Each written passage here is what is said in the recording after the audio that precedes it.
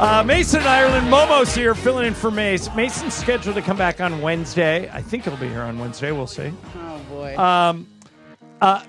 And thank you to Emily Hebel. I'm so sorry. Laura tried to come into work today. She's having medical problems, and so we had to send her out.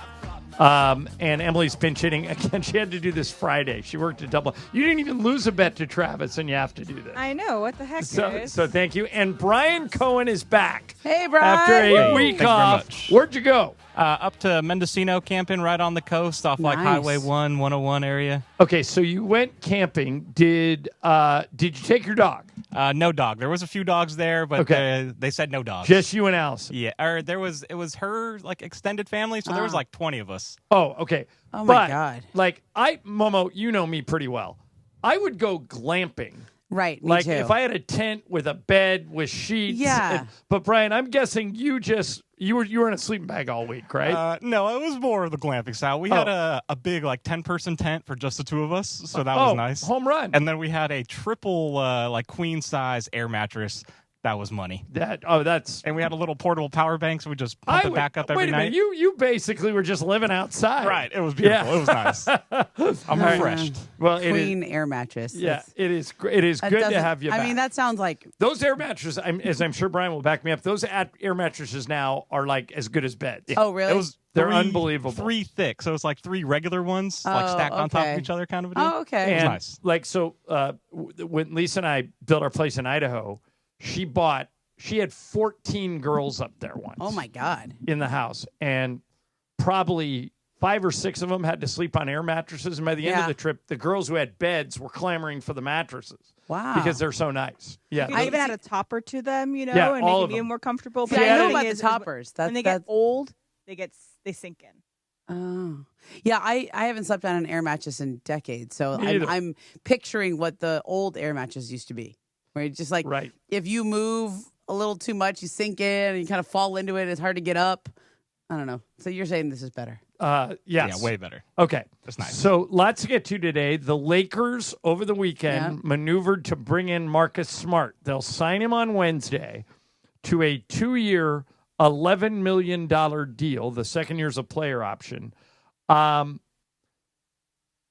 Before I give you my opinion on it, Momo, what do you think about Marcus Smart to the Lakers? I think they clearly need a good point of attack defender, and he's one of the best in the NBA. Because Right.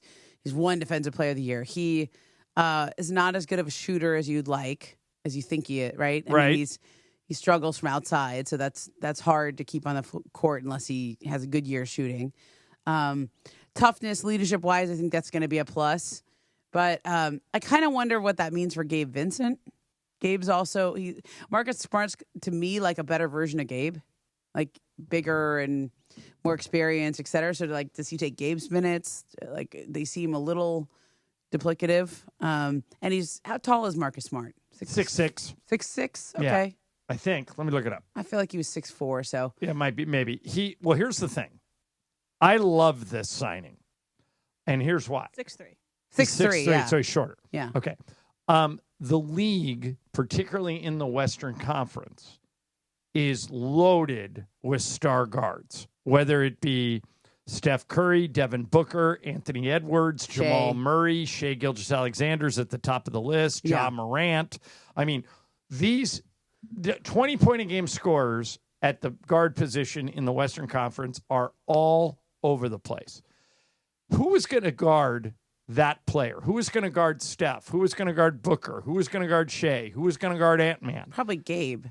But Gabe's not a 30-minute-a-game guy. I Right. think this gives you another option to defend. I've seen Marcus Smart, the year he won Defensive Player of the Year, he guarded Durant, Yeah. who's now in Houston on the Western Conference. But so I think it gives them more optionality. Yeah. I think it gives JJ more optionality. And let's say, Momo, for the sake of argument, that it doesn't work, that Marcus Smart can't stay healthy or he's lost a step, what have you, that the signing doesn't turn out to be what you thought it would be. I know this sounds crazy, but $11 million over 2 years in the NBA is not very much money. Yeah, it's nothing. And so it's a very, for lack of a better term, it's a very acceptable contract. You can eat this contract. Yeah. And the other thing is you know better than most teams now, their number one concern is to stay under the aprons because it protects all of your other moves. The first apron is at $195 million. Mm-hmm. Do you know where the Lakers' salary is right now? I think it's like 194 or something. 184.9. Yeah, it's They're right there. 100,000. Like Rob put this together perfectly. Yeah. So now they're under both aprons. Oh, very quietly, kind of over the weekend, they released Shake Milton. They released Jordan Goodwin. That got them under the 195, and now they have every option available to them moving forward. Right. So I love this move for a lot of reasons. Here's what I like about Marcus Smart is just how good he is defensively, the toughness, the leadership, etc. But I was looking up his 3-point stats. I want to get it right. The best he has ever shot from three in a full season is 36%. Which would be fine. That's actually better than the Lakers season. Team average. His career shooting percentage from three is 32%. The year that he won Defensive Player of the Year in Boston, he was 33.6%. He's about a 33-ish% 3-point shooter. I don't care about his offense. I really don't. I think on a team with LeBron, Luka, and Austin, and now DeAndre Ayton, he doesn't need to score. What he does need to do is wreak havoc on the other team's star guards and use his fouls. Yeah, I also Shea when Shea plays the Lakers, you need to make him feel like uncomfortable. Yeah. Same thing with Devin Booker. Same thing, with Steph. Same thing with Anthony Edwards, Jamal Murray, John Morant. Somebody's got to grab hold, clutch these guys, and the Lakers just, like you said it best, the Lakers didn't have a point of attack defender until they made this move. The closest thing they had to it last year was Dorian Finney-Smith, and he's gone. Mm-hmm. So I love this move. I wish he was 6'6". If he was 6'6", I'd feel better about it because then I feel like he would match up more. I also get concerned about how many games he's played. He played 71 games in 2021-22 that season. Then he played 61 games. Then he played 20 games. And then last year, split between Memphis and Washington, played a total of 34 games. Right. And so the injuries, So tell me if you agree with this. I think players who spend the majority of their career in the playoffs, and Marcus Smart has, when they get sent to a bad team. Yes. And there is no worse team than the Wizards. They're just a dog with fleas. And even Memphis, that was a sad situation. Well, the reason one of the reasons why they brought him into Memphis was to give them some veteran leadership. Yeah, they wanted him to mentor John Morant. Yeah, because all their players were screw-offs. Yeah. I think if you're on a bad team, you have no incentive to play hurt because you're not going anywhere. Right. It doesn't matter if you win. And here's I'll say the quiet part out loud. Mm-hmm. In the case of really bad teams like the Wizards, they want you to sit out. No, they want to lose. Yeah, they want to lose. They would never admit this publicly, but all they care about is getting the highest draft pick possible. So if Marcus Smart is going to help them win, you got a sore knee. Yeah. You got a sore ankle. Yeah. We don't want you going in and locking up another. We don't want you adding to our win total. So for that reason, I think in both the case, tell me if you agree with this. Yeah. In both the case of DeAndre Ayton and Marcus Smart, I don't want to overstate this, but I think this statement is fair. They are both playing for their financial futures. Oh, yeah. In other words, DeAndre Ayton is either going to be back to a frontline starting center in the NBA who commands $20 million a year, or he's going to become a career backup that makes $4 million. Yeah. Same thing with Marcus Smart. Yeah. He's going to reestablish himself as an elite defender who makes a difference on a good team, or he's going to be destined to this size of a contract for the rest of his career. And I like that they both have player options on the second year. Right. Because sometimes when you just sign all these guys to one-year contracts, it's hard to build a team and get people to sacrifice and take less. Like it's easier when you're not worried so much about the contract and how much money you're going to make. This, to pass up that shot or to make the right read or the right play. You start thinking about it. Like, oh, I don't have enough Like, are they going to pay me next year? Am I part of their plans, et cetera? But if you have that player option there, at least you have some protection. Right. To play the right way. I think it also bodes well for the Lakers that apparently Luka helped to recruit Marcus Smart. So there's a small contingent, I would say it's less than 10%, that of the NBA media, of which you and I are both a part, that keeps saying, well, August 2nd's a huge day. Luka might not be staying. Every indication is that they are building this thing around Luka with his input, and I'm convinced he's staying. I'm going to say this, and I know I'll get aggregated, but I feel this strongly about it. I would be shocked if he didn't sign an extension. And it's not going to be August 2nd. That surprises me. Yeah. That you would be shocked. I'd be because shocked. There's reasons for him to wait a year. Yeah, but I think he does. I think he plays the next 10 years in a Laker uniform. Yeah, me too. And I think he extends with them this summer. It's or before the offseason. And the fact that Luka called Smart must mean that Smart has guarded Luka and he respects him defensively. Oh, yeah. So I think you got all that going for you. All right. Coming up next, we'll talk about the Dodgers. We did a little of that in Supercross Talk. But I want to remind you, Mason and Ireland, the PPP, the private podcast party, is this Saturday. This Saturday night at Hollywood Park Casino. Starts at 5 with the happy hour.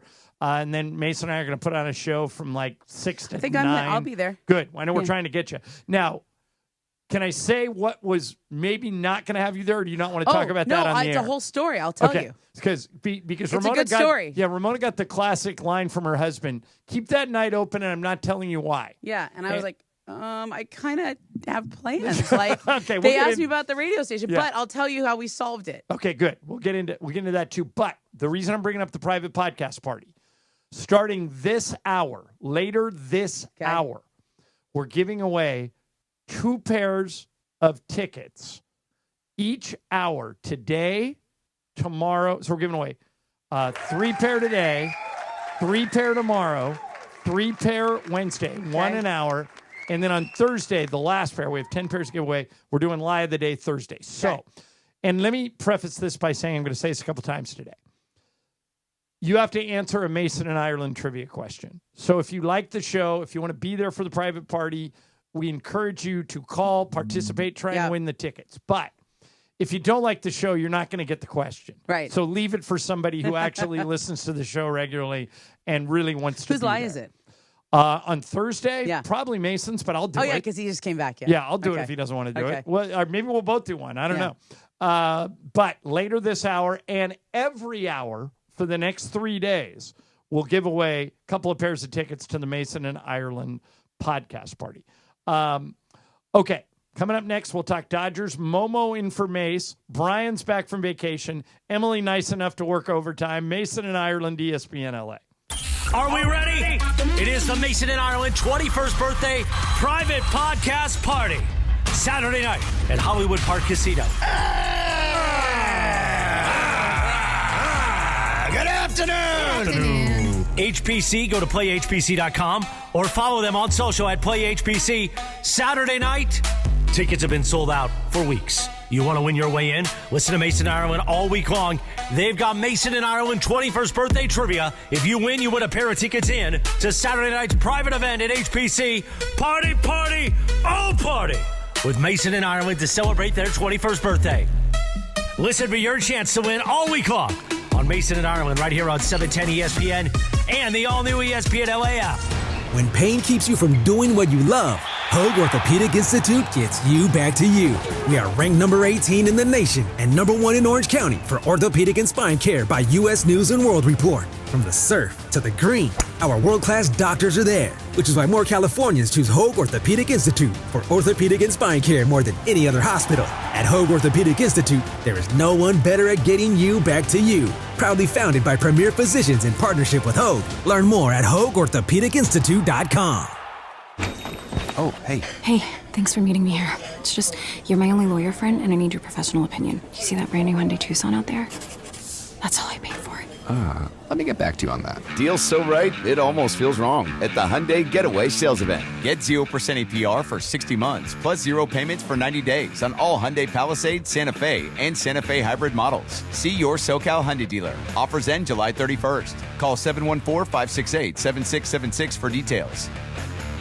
Adam Schefter here for Vivid Seats, your ultimate destination for all your sports and concert needs this summer. With a game-changing rewards program and an unbeatable selection of tickets, they make it easy for every fan to watch their favorite teams and players in action. Catch every home run and thrilling comeback in person from your favorite seat. Plus, every ticket is backed by a 100% buyer guarantee, giving you peace of mind with every purchase. Visit VividSeats.com or download the app today. Vivid Seats, the official ticketing partner of ESPN. A SoFi personal loan is here to help you achieve something once thought impossible, overcoming high-interest credit card debt. Walk the tightrope of your finances with one low, fixed-rate monthly payment, no fees required, and as soon as the same-day funding. That's right. Pull off your own debt-defying stunt with a SoFi personal loan. Visit SoFi.com/trick to learn more. Loans originated by SoFi Bank, N.A., member FDIC. Terms and conditions apply. NMLS 696891. Hi, this is Matthew Stafford of your Los Angeles Rams. This is Mason and Ireland on your home of Rams football, 710 ESPN.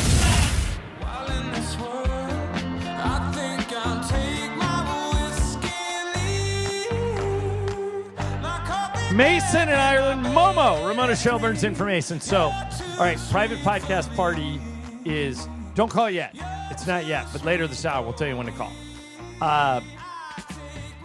We want to bring to this party anyone who we like and has been a part of the show, which includes you.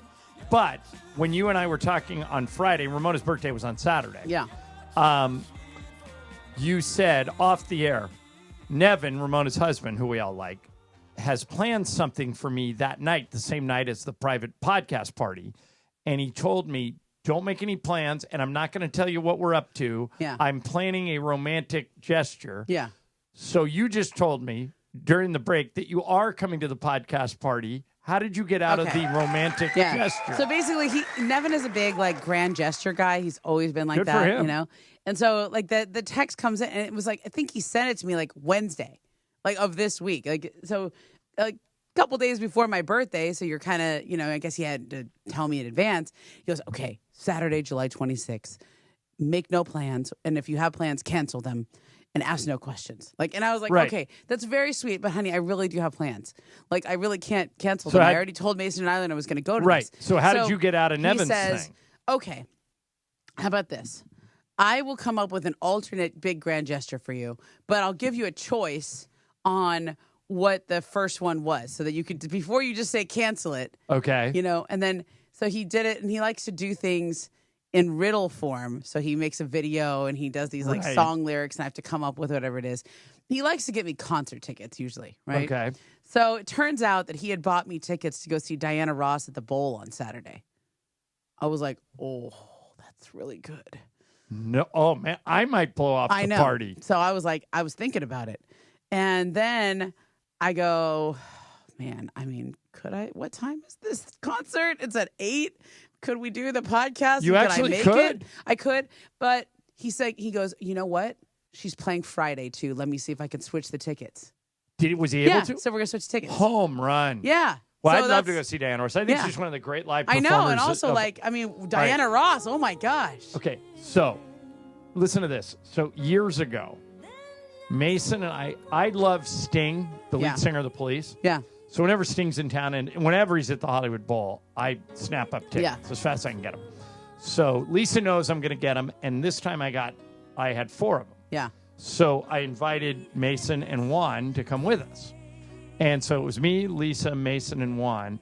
And I'm friends with this guy, Harris Rosner, who runs VIP tickets. Okay. And he's literally, I'm not just saying this because I'm friends with him. Yeah. He's the greatest ticket broker of all time. Awesome. He has never, ever not come through for me. I need to be his friend too then. Yeah, I will introduce you to him. And his right hand, his consigliere, Annie Benson, is as good at this as anybody I've ever seen. So I text Harris and I said, hey, Mason and I want to go to this thing. And he goes, I got you. Okay. And so we get there. We're in the 5th row in a box having dinner. Awesome. I look behind me.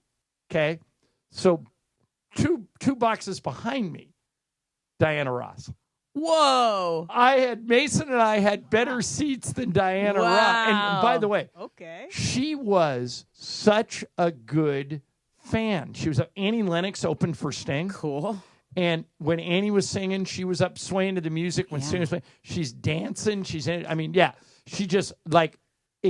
I think she behaved exactly how someone would want. Yeah. So when you and Nevin go, what I'm telling you is you got to represent. Okay. You got to dance, sing, have fun, and listen. I haven't been. She's going to do all the years. old Supreme stuff. Totally. You know, it's going to be great. I love going to the. See, I have a.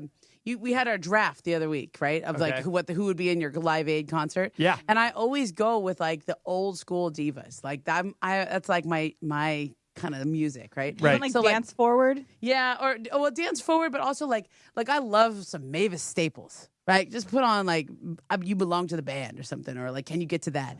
And like that. So to me, like so much of our current music. Can you get to that? Oh, you're just saying get to that music. I No, thought that song. No, isn't that song "I'll Take You There"? Does she have a song called Brian, look up Mavis Staples. I have this I think her biggest hit, the Staples sister biggest hit was "I'll Take You There." Is there also a song called There's "I'll Take You There"? There's "You're Not Alone." The ones I listen to all the time. They're always on all my I like The Things About Me. I love that one. Yeah, but the line you use sounds exactly like the phrase "I'll take you there," knock. just I love worded Don't Knock. differently. I know. I think that this is "I'll Take You There." This is her that biggest one. hit. And by the way, this song totally works in 2025. Totally. And there've been some good remakes of this. Yeah. The guys from the English Beat and General Public, Dave Wakeling, did a really good cover of this. Yeah. But this song is timeless. Yeah, I'm trying to look at my playlist because I have her in like 5 different playlists. Yeah, she's great. I mean. Okay, so you get. She But did the bottom Coachella line a of few this years ago. is. Remember when Mavis did Coachella? Hey, Momo, the bottom line of this is you get I Diana know. Ross at the Hollywood Bowl on Friday. Can you get to that? So she says. Wait, hold on. I got it. Ready? Okay, yeah. Turn yours down, Brian. Oh, I've heard this song. Yeah. Okay. Yeah. Here she goes. Ready? Does the sound is good to you? It's building. You know this song, right? Yep. Okay, so That's yeah, amazing. well, I'm jealous. So you're gonna go see Diana Ross on Friday. For the Hollywood Bowl, I specifically like to see people that I honestly don't mind sitting down for. That's I right. like vibey for the Hollywood Bowl. Like, I really want to see the Alabama Shakes when they go gun there next week. Oh yeah, that's So, good. I saw Mumford there. Emily, now that Cyndi I know, Lauper's going there in a now, while. now that I know this about you, when James Taylor goes back to the Hollywood Bowl, you got to go. I need to because go see people that. just sit there and sing to all his songs. I like Van Morrison too. I wanted to go see him when he was at the Bowl a couple years ago. He just didn't work out. I was out of town. But yeah, no, like Van Morrison, James Taylor, Mumford & Sons, Noah Kahan, like that stuff. Me and Mace were at a bunch of concerts together, actually. We both were at the Noah Kahan concert. We're both were at the Mumford & Sons concert. Yeah, that's cool. Okay, so pivoting to the Dodgers Twins tonight at Dodger Stadium. going. Shohei Ohtani starting, so get there on time. Yeah. They are in a funk. They just got swept by the Brewers in L.A. They only played 6 games against Milwaukee this year. Brewers won all 6. I know. They look broken, but they are still the favorites at any sports book to win the World Series. And the reason for that is everybody's banking on them getting their injured players back, that Freddie and Mookie will be healthy by the end of the year, that Blake Snell will be able to pitch, that Tyler Glasnow will be able to pitch, that Roki Sasaki will be able to pitch. And you add Yoshi Yamamoto to that, and you have a very formidable, starting lineup.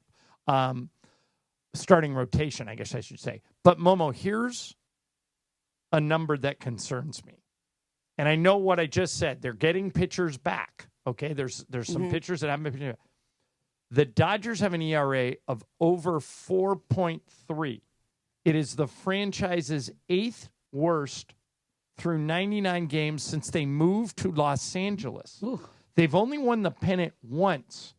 After ending a season with an ERA higher than 4, and they're at 4.3 and change. If they can't get this pitching staff right, I think it's game over. Yeah, I have been watching them a lot lately because I'm finally home from the road. Right. And every game is like 8-6. Like it's just they have to score so many runs just to be in it. And that's really a lot of pressure on your offense. Like when your pitching staff is just not reliable, or you find a way to get back in the game. And it was, remember the other game the other night, the 8-7 game with the Brewers. Right. Like You kept coming back. Well, but then, last time was the same thing, Yeah. or yesterday afternoon. The Dodgers went up 3-0. Yeah. They made a bunch of bonehead errors in the field. Yeah. The Brewers tied the game at 3. Dodgers went up 4-3. Yeah. Back, forth. The back end of that bullpen's not reliable. No. So that's what I think. The trade deadline is July 31st. Yeah. That's where I think Andrew Friedman's going to go. He's I going to wonder, how add do you do this, bullpen though? arms. Like, what do you do with a Tanner Scott? What do you do? I mean, like, move him to the 8th. And if you can't get people out in the 8th, you got to sit them. Huh. But they paying them a lot of money. Right, but it doesn't matter. They only want to, Andrew Friedman built this roster to be deep just in case stuff like this happens. Yeah.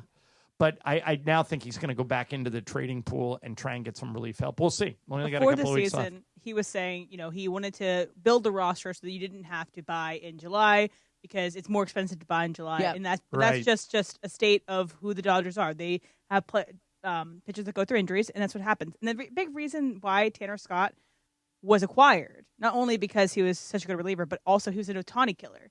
He could always get Ohtani out when he was with the Padres. And so, even that's valuable that he's not pitching against Ohtani. Yeah.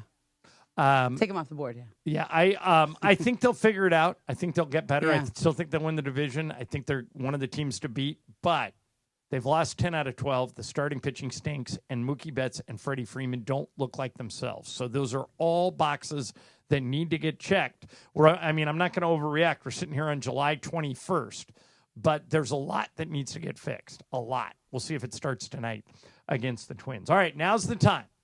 We are now giving away a pair of tickets to the Mason and Ireland private podcast party. 877-710-3776. We're going to give away a pair in this hour, in the 12 o'clock hour, another pair in the 1 o'clock hour, a third pair in the 2 o'clock hour.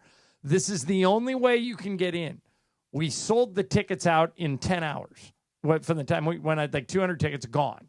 So we saved an additional 20 tickets, 10 pairs, for people that want to try and win their way in. And now's your chance. 877-710-3776. So we'll come back. We'll spin the wheel of questions. We'll tackle that. And then we'll give away a pair of tickets to the private podcast party this Saturday night at Hollywood Park Casino. Momo and for Mace, I'm John Ireland, Mason and Ireland on ESPN LA. Now, let me tell you about Pro Baller. Pro Baller, Ramona just opened a Pro Baller. It is the official energy drink of the Lakers. It's a natural, healthier energy drink with 102 milligrams of natural caffeine. So there's no crash, and it's NSF certified for sport, meaning it's trusted by pro athletes.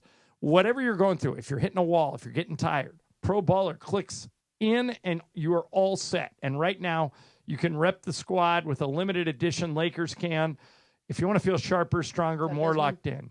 Yeah, there it is. Ramona, if you're watching on YouTube, is holding up the limited edition Lakers can.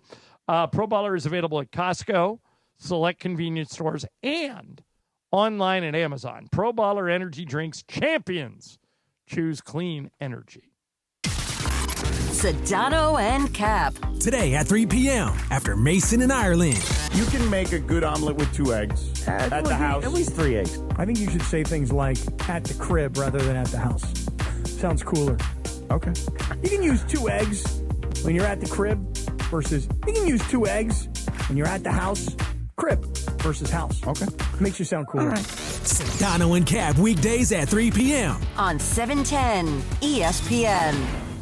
Don't navigate the legal system alone. Hey, it's Travis. At the personal injury law offices of Joseph S. Normand, they will fight tirelessly to get you the max compensation you deserve. Joe and his team understand the emotional and financial toll that an injury can take on you and your life. Call 213-747-2000 or visit normandlegal.com. The law offices of Joseph S. Normand have helped thousands of people like you recover millions of dollars in settlements and verdicts. Visit normandlegal.com or call 213-747-2000. Your recovery is their priority. Progressive knows when you're on your boat, you're already on vacation. And Vacation You forgets all your worries. Vacation You doesn't even keep track of time and knows that time is a meaningless construct designed to control us, man. But Regular You knows you don't want to be too far out in the water after the sun goes down because Vacation You doesn't know how to navigate in the dark yet. Vacation You and Regular You really need to get on the same page. So bundle your boat with your home or auto policy and earn an automatic discount from Progressive. And spend the savings on the both of you. Progressive Casualty Insurance Company affiliates and other insurers. Not available in all states or situations. Every great team has its core players, but when the season gets tough, adding the right free agent can make all the difference. The same goes for business. At Robert Half, we found that 67% of companies surveyed plan to increase their use of contract talent to handle workload peaks and backlogged projects. With Robert Half's specialized recruiters' experience, combined with our award-winning AI, you can quickly find the skilled candidates you want. At Robert Half, we know talent. Discover how we can help at roberthalf.com/talent. And it is the biggest show on the radio, Mason and Ireland, here each weekday. You know what it's time for? What is this? It's time for Wheel of Questions. Producer Brian Cohen, are you ready with that wheel? Hit it, Jack. Okay, this is kind of fun. Somebody sent me this, and you have to think about it for a second. So, Ramona, Brian, Emily, think about it for a second. If you had, this is from the website Clutch Points. If you had to kick out just one player from this elite starting five, who would you kick out? All right, here are the players: Steph Curry, Kobe Bryant, Kevin Durant, Tim Duncan, Shaq. All right, Steph, Kobe, KD, Duncan, and Shaq. Who we playing? Doesn't matter. You have to lose one that's going to play on a team that will come back and play against you. I think there's an easy answer to this. Brian, of those five, who would you kick out? And I know it's five Hall of Fame unbelievable players. Who would you kick out? I think, personally, I'd probably kick out Timmy Duncan. Why? Not as flashy for me. All those other guys got the style and flash and like to play with the swagger. Tim Duncan's just a little more, fundamentals. Actually, a good answer. Steph, Kobe, Durant, Duncan, or Shaq? Okay. I'm going to do this because of the makeup of the team around this person if I took them out. Right. I think I'd take KD out because I think on aggregate, they can make up for what they would Good lose answer. having him out. Momo, Man, Steph, really Kobe, hard. KD, Duncan, or Shaq? I mean, my first instinct was I'm not taking out Kobe. Kobe's not going anywhere. My first instinct was either Shaq or Steph because Shaq in the modern NBA, I'm not sure how that would play. I think he could have as great as he is in the modern NBA, he doesn't shoot. Defensively, they might draw him out on the perimeter.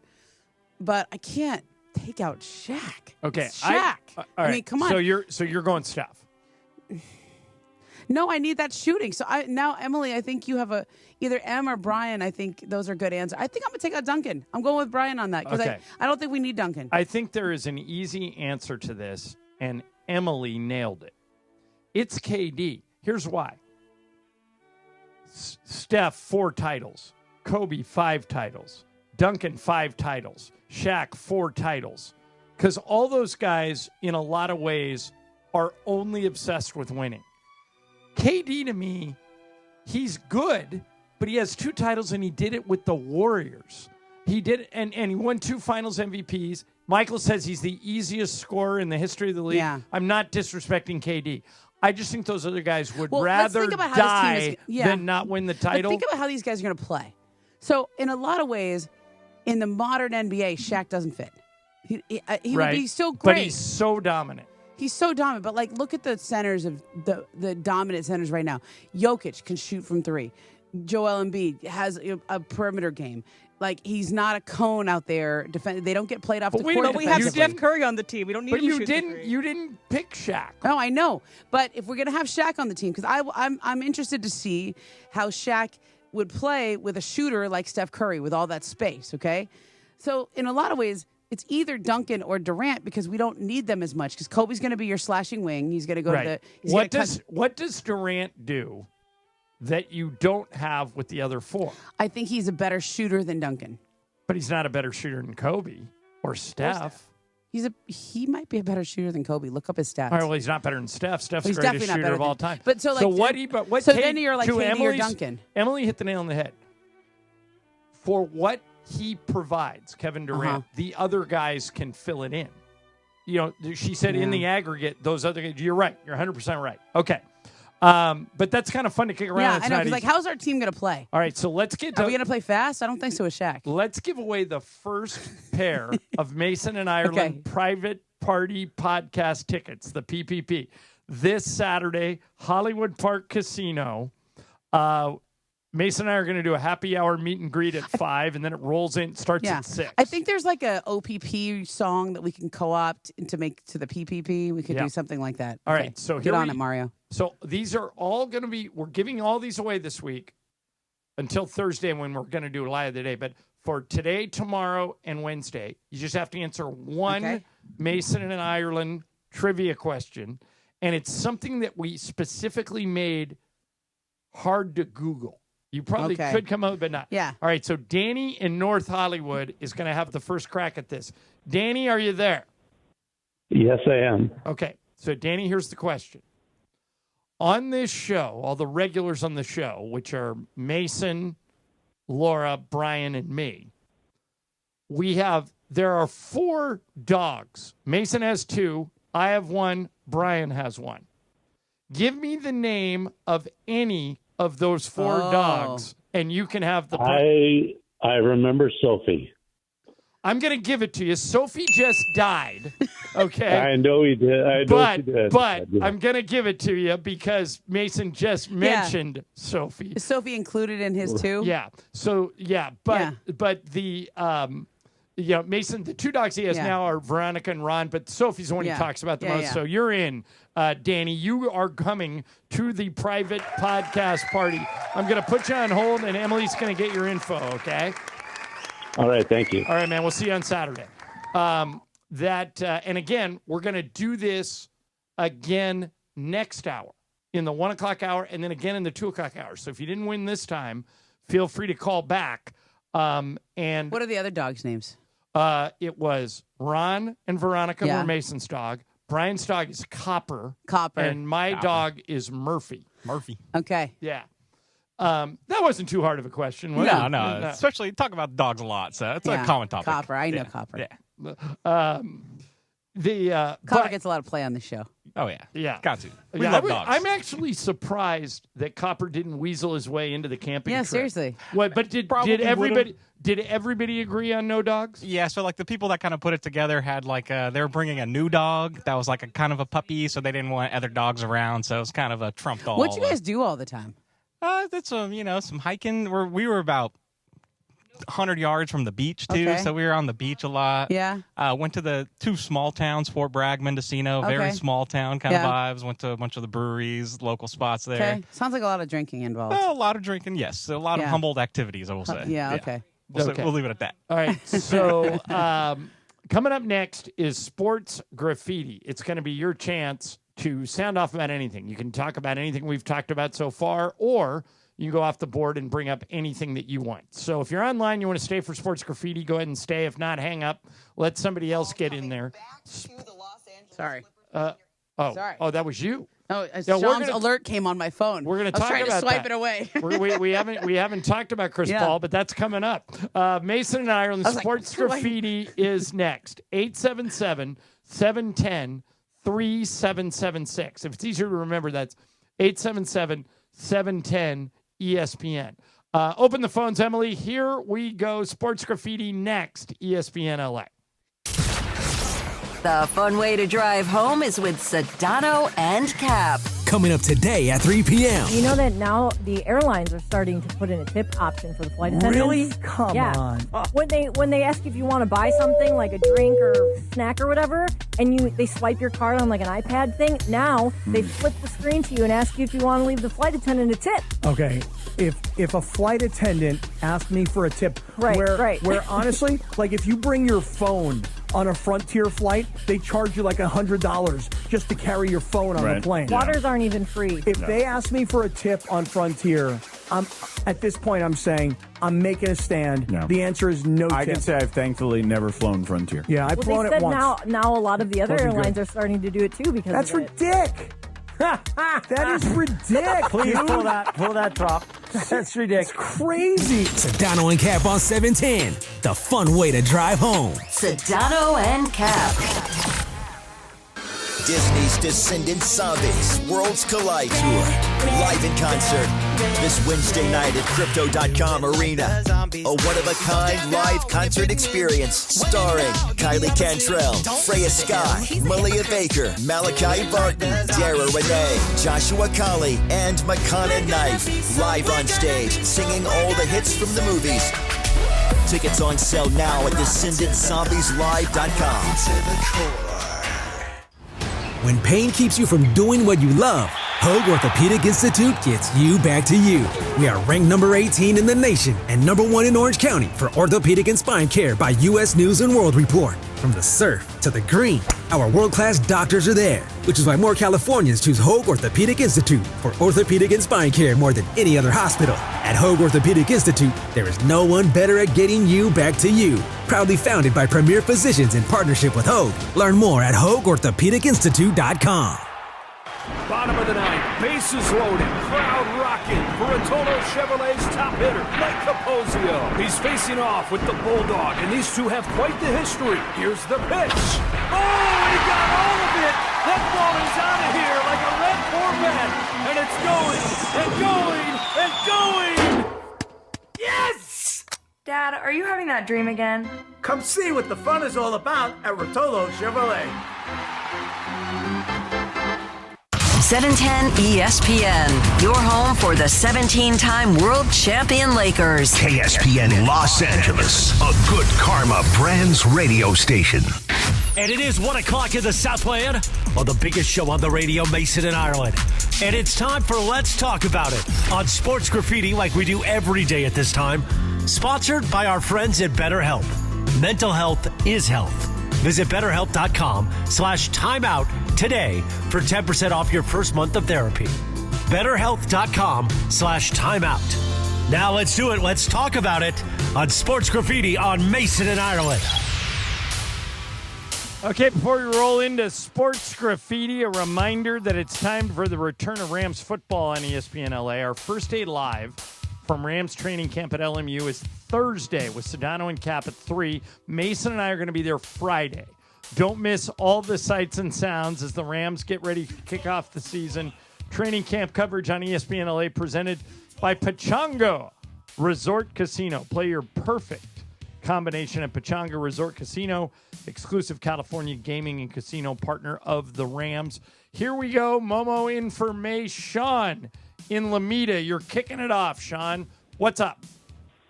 Hey, guys. Hey, Momo. Hey, John. Hey. I just want to thank you, John, for keying us in on the Jim Abbott documentary. So that was just so moving. I have a visual disability. In 1987, when Abbott was in training camp with the Angels, I got into a car accident with a friend, and I lost my vision for the rest of my life. And I'm unable to drive, unable to see well enough to read.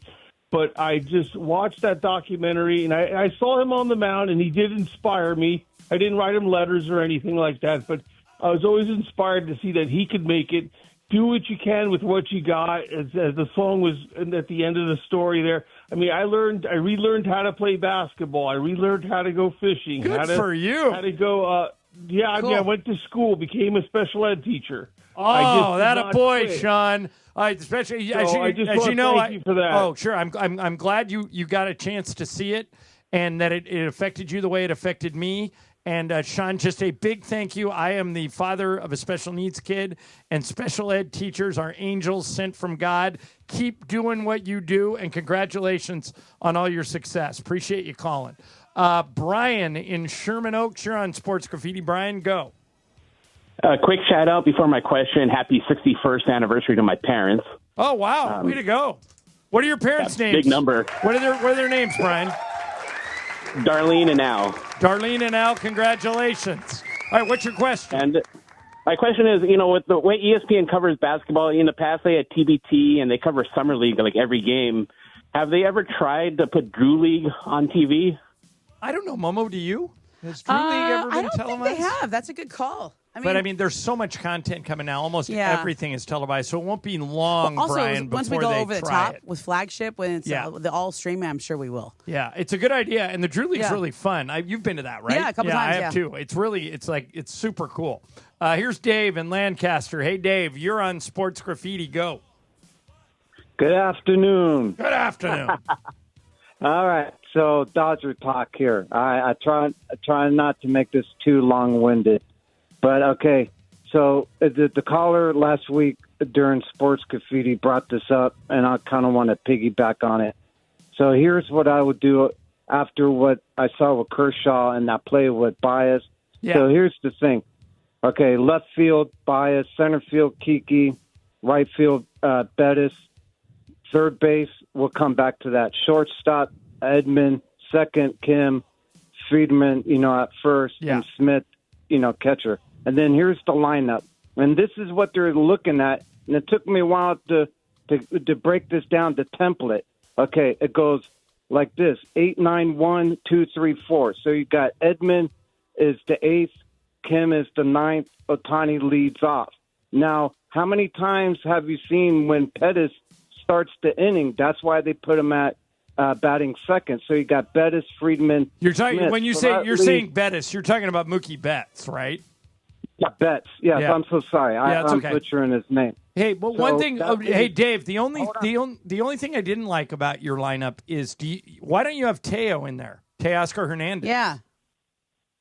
Okay, I'll get back to that. All right. Okay. All right. We'll call back when you got it. Here is M. How do I pronounce that He name? says it's Alvizi. Alvizi, you're on Sports Graffiti. Go. Hey, love you guys. And the Drew League was mentioned. I actually coached there, believe it or not. Cool. But 2 quick points. John, I know you catch a lot of flack for your LeBron takes. Yes. But there's a minority of Laker fans that actually appreciate LeBron, appreciate what he's done.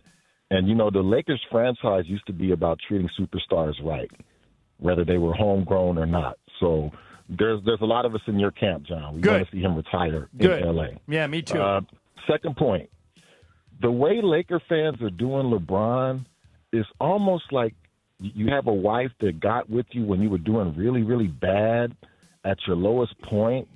You get on your feet again, you're doing well, and you trade her in for like an Instagram model. Dang. Wow, that is so insightful. Yeah, I know what you're saying, though. Yeah, Alviza, thank you so much for the call. That is brilliant. Ramona, it's I get what it's he's one saying. of the it's one of the two great mysteries in sports for me right now. I always talk about it. Why Laker fans, people that are like me, that genuinely root for the Lakers and want them to do well, are against LeBron. I have a very simple answer for you. Which is? Because he's not Kobe. Yeah, but that's stupid. I mean, it's just an emotional Kobe, may thing. he rest in peace, is not coming back. I know, but that's what it is. Like, he followed Kobe. It was like following Phil Jackson or following Magic Johnson. Like when you are following one of the icons of the franchise, a civic icon in Los Angeles, that's a tough follow, man. Especially when you're coming in at where you've had success elsewhere. Like this was this is like when Hillary Clinton ran for Senate in New York. Like she wasn't from really New York, right? It was just something you did at the end of your career. But I mean, I would argue that Laker fans like Austin Reeves more than they like LeBron. Because Austin Reeves is homegrown. Yeah, LeBron could have gone anywhere he wanted. He came here. Yeah. He led you to a title. To me, Laker fans should be always grateful. Right there to with LeBron. you. Right there with you. 877-710-3776. Here's Ken in Newport. Hey, Ken, you're on Sports Graffiti. Go. Hi there, guys and girls. You get an F for what the problem with the Dodgers is. Okay. I'm sure their pitching's been, but let me run some numbers. That's the last 10 games, Dodgers are hitting 198. They're 1-9 in those 10 games. Ohtani hit 192 and striking out 40% of the times. Freeman, 167. In his last 15 games, Freeman has struck out 23 times. Mookie, 190. Hernandez, 192. And Edman, 116. They currently have the lowest starting batting average in the entire National League. And again, they're 1-10. Their hitting is horrible. And boy, something that better change. And Freeman better do something. There's Yeah, a lot he's of not. I agree with going you. on. I agree with you, Ken. Freddie does not look like himself, and Ramona had a suggestion earlier that I thought was good. Put him on the injured list and let him get healthy. Same with Mookie. Yeah, I mean, just you've got time. You're going to make the playoffs anyway. This feels like you remember when LeBron went down to Cabo for a few days, or like they didn't. JJ was like, I don't know where he is. Remember that? Right, but I break in and around the All-Star I agree with game. you. I think Freddie Freddie needs a break. Yeah. Here's Danny in Valencia. Hey, Danny, you're on Sports Graffiti. Go. Hi, guys. Thank you for taking my call. Sure. I wanted to call. A lot of people have been talking about Scotty Scheffler and being like Jokic and being like Tim Duncan, and wondering if, since you guys know all the players, if there's any former Lakers that you guys compare to Scotty Scheffler of just like show up and do my job and go home and just be an absolute champion. Thank you, guys. He's not a Laker, but you know who he is, Momo? He's Tim Duncan. Okay. Yeah, he doesn't. He's better than everyone else, but you'd never know it by the way he carries himself. Yeah. And he's never, ever overly impressed with himself.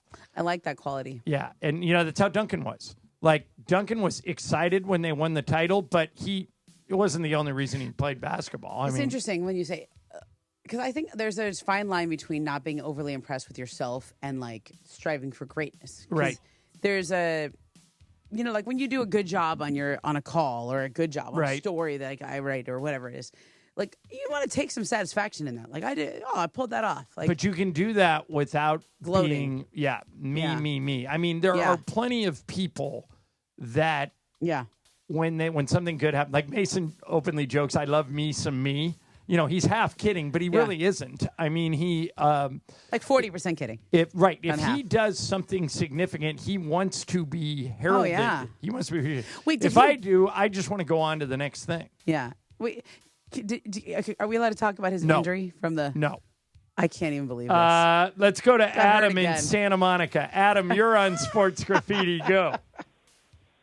Hey, so John, I just really feel like it's really simple why we are done with LeBron in LA. Growing up Laker fan my whole life. Yeah. So tell me why you're down, Adam. Tell me why you're down on LeBron, because I don't get Laker fans who are. I'm not. Okay. Yes, LeBron, top 3 player. He's freaking good. We know that.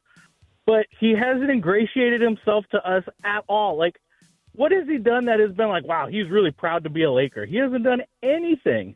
All he does is whine and threaten to leave, just like he does everywhere else. When he gets his jersey retired, when he goes to the Hall of Fame, he's going to go in as maybe a Cavalier just because that's where he's from. But he's been on so many damn teams that it's like, I feel like it's pretty simple. Laker fans like loyalty, and they like people that want to be a Laker. And LeBron's just always threatening, and I'm over him. Okay, super over him. All right. So Adam, what's interesting about your take is that you say, what has he done to ingratiate himself to Laker fans? He picked the Lakers. He was a free agent. Adam, he could have gone anywhere. He could have gone to New York. He could have gone to Golden State. He could have gone to Dallas. Matter of fact, he could have done all this, Ramona, last month. He had an opt-in, and he took it to stay. And thanks, Adam, for the phone call. You can say he hasn't done anything to ingratiate, but I think your theory that he's not Kobe is because the Lakers didn't draft him. He's not homegrown. They don't have a connection to him. But you can't say he's never done anything. He picked us. Yeah, he picked the Lakers, and he won a championship with the Lakers, and he's made them relevant again after 6 years in the wilderness. I mean, it's amazing, like Marcus Smart is back on the team. Do you remember when he was a lottery pick? Do you know who he got drafted right in front of? Julius Randle. Right. Do you remember those years? Yeah. How different those years were? The Jordan Clarkson years, Julius Randle when he played one game, broke his leg the first game. Remember that season? Yeah, the whole LeBron thing is like a social experiment. Yeah. I don't completely understand why Laker fans don't like LeBron, and I'll extend that to a lesser degree. I don't understand why so many Laker fans are rooting against Bronny. Bronny didn't do anything wrong. He just got drafted, and he's trying to turn himself into an NBA player. There's a nepotism angle to it, sure. But Bronny, you've talked to Bronny. Yeah, he's a nice kid. He's a great kid. Yeah. And yet people root openly against him. I don't get either one of those things. Here is Daryl in Inglewood. Hey, Daryl, you're on Sports Graffiti. Go. Hey, I'm surprised at you, John. I've been listening to you for like over 10 years, and you know that as a Laker fan, it's about the name that's on the front of the jersey. Right. LeBron. The reason why Lakers fans haven't ingratiated themselves with LeBron is because, for one, we're not winning. Then, second of all, this guy never takes responsibility for anything, bro. At all. He never takes responsibility. It's never his fault. He always needs more help. And I do agree with your co-host when she says that he's not Kobe, but it's like Kobe was a leader for this team. Not just he was homegrown, he was a leader. LeBron never takes responsibility for anything, and if you leave it to him, the Lakers has done nothing to make him to assist him with winning. But the primary reason is we're not winning, bro. That's it. That's the reason why we're not ingratiating ourselves. Right. Hey, I know what you're saying, and we're but done with this experiment. I want to give you a different perspective on the taking responsibility for things. So this is just something I, as somebody in the media, appreciate about LeBron. For the most part, I'm not going to say he's perfect, okay?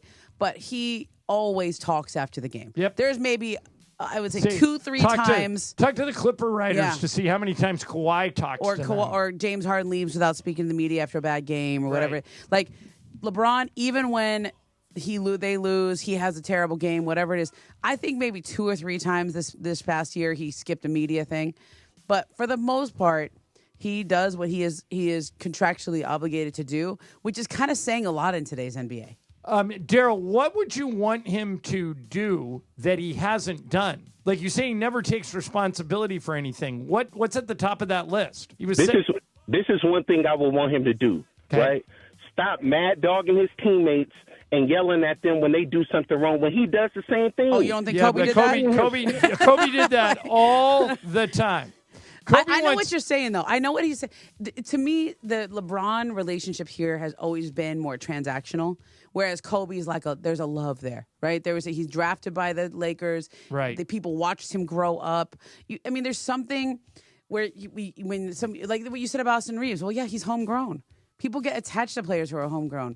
Whereas LeBron, he came at the end of his career, and he wanted to be in LA. They needed a star. There it is. But it's not a love match. Right? Let's squeeze one more in here. Martin in Orange. Hey, Martin, you're on Sports Graffiti. Go. Hey, John. I think you're right, but for Laker fans, it's Kobe Bryant. And I know he's not coming back, but you even saying that, I know it rubbed a lot of us the wrong way. How so? We know he's not coming back, but it's just one of those things that you're going to be held up to that standard. And with LeBron, I think he's about LeBron. He's about his brand. And you said what LeBron shows us. LA has done a lot for LeBron, too. I think he was worth about $400 million before he got here. He's worth $1.3 billion now. So once again, he's putting a mark on his brand, not necessarily the Lakers. And I think with Kobe Bryant, no matter all the success he had, it was always about him being true to being a Laker. And it's easier to forgive your brother who lives in your house instead of the uncle that comes to visit you every year. Thank you, John. That's an interesting analogy. I think people just forget Kobe demanded a trade right in the middle of his career and said he would want to play anywhere. He'd play on, when he was he's mad dogging his teammates. I'm like, you don't think Kobe did that? Yeah, it's just a super weird dynamic, but I think you could tell by those calls. But you know what I mean? Like LeBron feels more. It's like more of an arranged marriage. Rather than a love match, Yeah, you can tell by those calls, whereas nobody wanted Kobe to ever leave. Yeah. People are waiting for LeBron to leave. And you're going to miss him when he's gone. Yeah, I think so, I'm telling you. You should, I'm trying to be down in the middle on it because I cover the team and I cover him. But I'm like, I have respect for certain players in the game just for their longevity, the way they've carried the league. Like, LeBron has carried this league. And let me just say this. For 2 decades. I know I'm saying things to Laker fans that they don't want to hear, but I'll just say this. What LeBron is doing at this stage of his career has never, ever happened in the history of the NBA. Before LeBron, the guy who was 40, who averaged the most points a game, was Vince Carter. He averaged 7 points a game in his age 40 season. LeBron averages 25. Yep. And he's second team All-NBA. But Laker fans want him out of here. Don't get it. All right, coming up next, you may have seen this. President Trump has asked both the Commanders and the Guardians to switch their names back to the Redskins or the Indians. We'll get into it next. Mason and Ireland, ESPN LA. Are we ready? It is the Mason and Ireland 21st birthday private podcast party. Saturday night at Hollywood Park Casino. Good afternoon. HPC, go to playhpc.com or follow them on social at playhpc. Saturday night, tickets have been sold out for weeks. You want to win your way in? Listen to Mason and Ireland all week long. They've got Mason and Ireland 21st birthday trivia. If you win, you win a pair of tickets in to Saturday night's private event at HPC. Party, party, oh party! With Mason and Ireland to celebrate their 21st birthday. Listen for your chance to win all week long on Mason and Ireland right here on 710 ESPN and the all-new ESPN LA app. Be sure to catch Let's Talk About It on Sports Graffiti weekday afternoons at 1 p.m. on Mason and Ireland. Sponsored by BetterHelp. Mental health is health.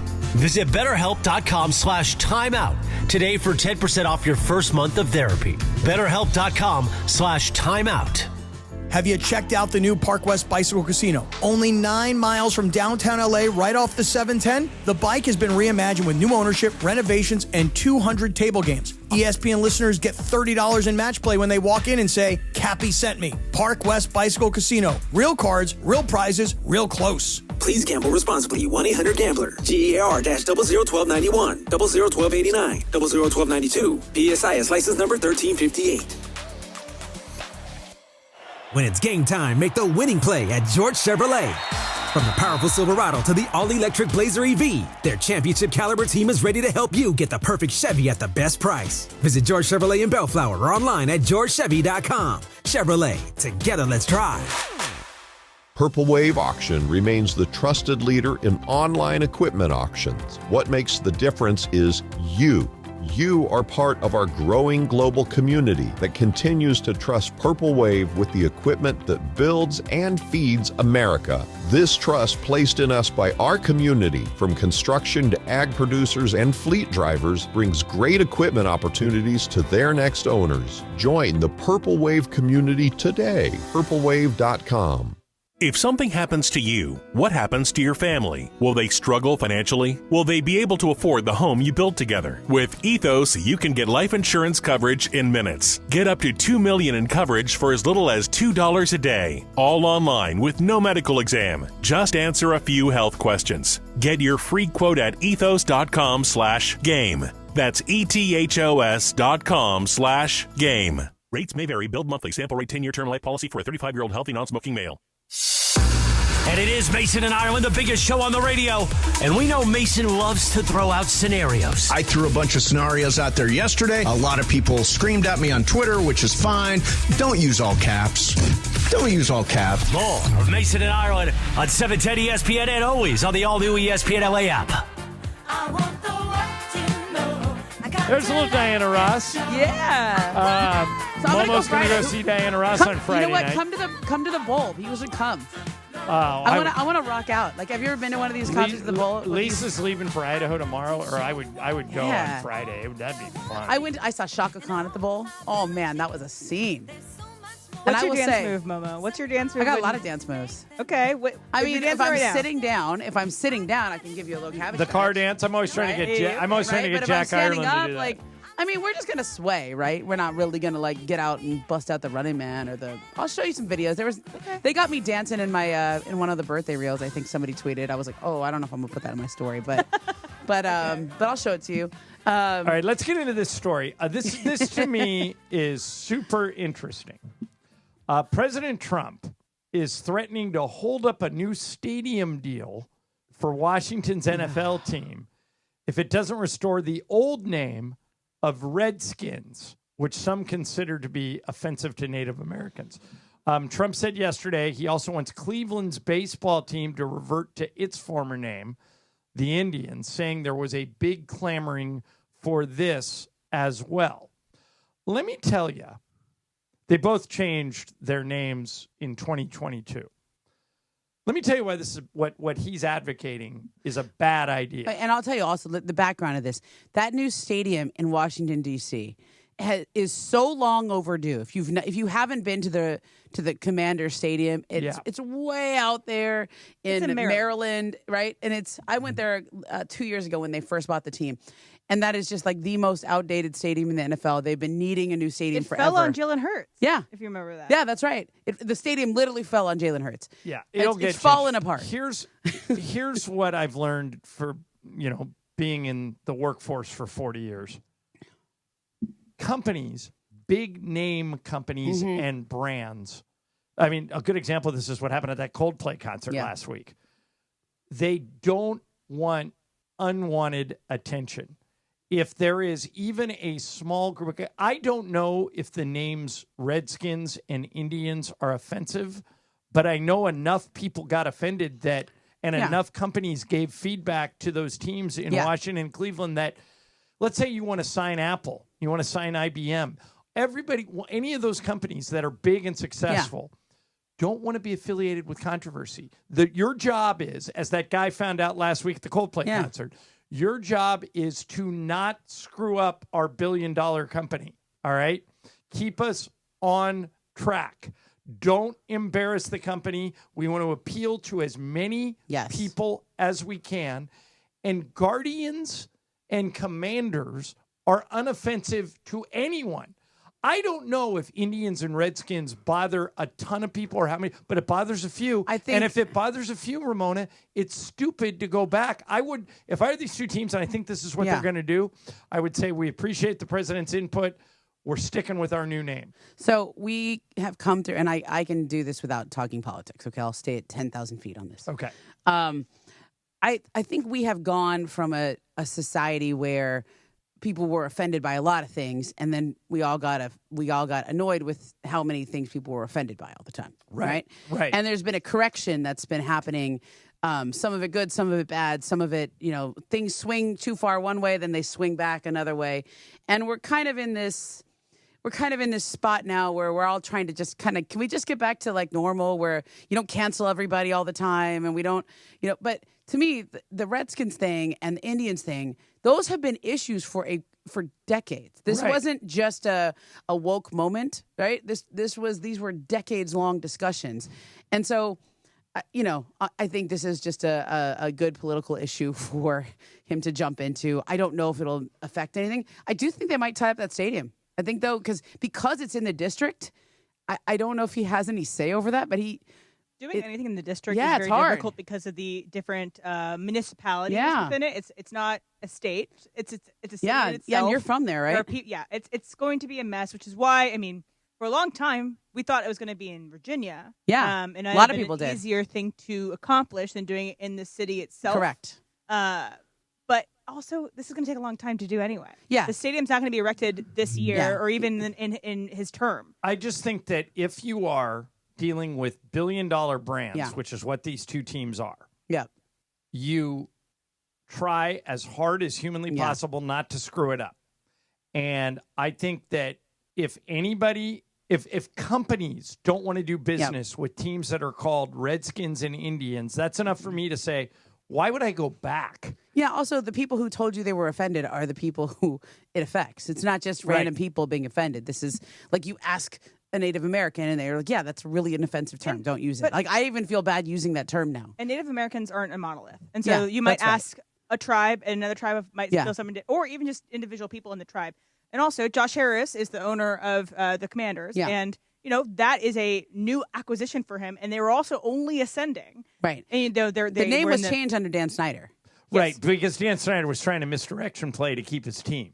He said he would never change it. Yeah, and he then did. I think that when he changed it, he then said, they were the wolf. See, I Washington. That was amazing. But I thought that I got used to it. I did too. But I think that was Dan Snyder saying, "See, I can change." Yeah, I said I would never change. Yeah, he was his trying name. to keep his team. Right, and now he's out of the picture. It's interesting. Like I don't think the Cleveland thing. I don't think anything's going to come of that because I don't think there's any pressure that can be put on there. But that stadium deal, as you say, it's going to take a couple of years. We're in 2025. Let's see where we are by 2028. It could slow it down a little. I understand what President Trump is doing because he's playing to his political base. Of course, yeah. But I wouldn't do it. I wouldn't change either one of those teams back to their original names. Yeah. I would keep the Guardians. I would keep the Commanders and move forward. And that's what both teams have indicated they're probably going to do. Obviously, things can change, but I hope that's what happens. I also will tell you from living in that area, and my family's in that area, still going home for vacations and stuff like that, people still wear the old team jerseys and stuff. Like it's not going to happen in an instant. People still have that stuff. It's just, it takes a while. And I'll say this. I think just having gone to that stadium out there, Josh Harris is from that area, so he grew up going to Redskins games when they were known as that. You know who else did? Who? Roger Goodell. Oh, wow. Grew up a Redskins fan. Okay, so he must be from the area. So like the site of where they have the new stadium that they're talking about is where the old RFK Stadium is, right? Yes. So this is a very nostalgic thing for the billionaire owner involved and for, I guess, the commissioner of the NFL. Yeah, I think if you're keeping your eye on the ball from a business perspective, your smartest move is keep these new names and run. Also, this would be a good time to hire a very high-priced consultant who can play some politics behind closed doors and settle this. And I think we just waited out for the next tweet or whatever he puts out his information on. So it'd be interesting, though, that he could tie some stuff up because it's in the district. Right, which is what makes this an interesting story. All right, coming up next, the WNBA All-Star Game was this weekend. I got stuff for you on this. And there is a ton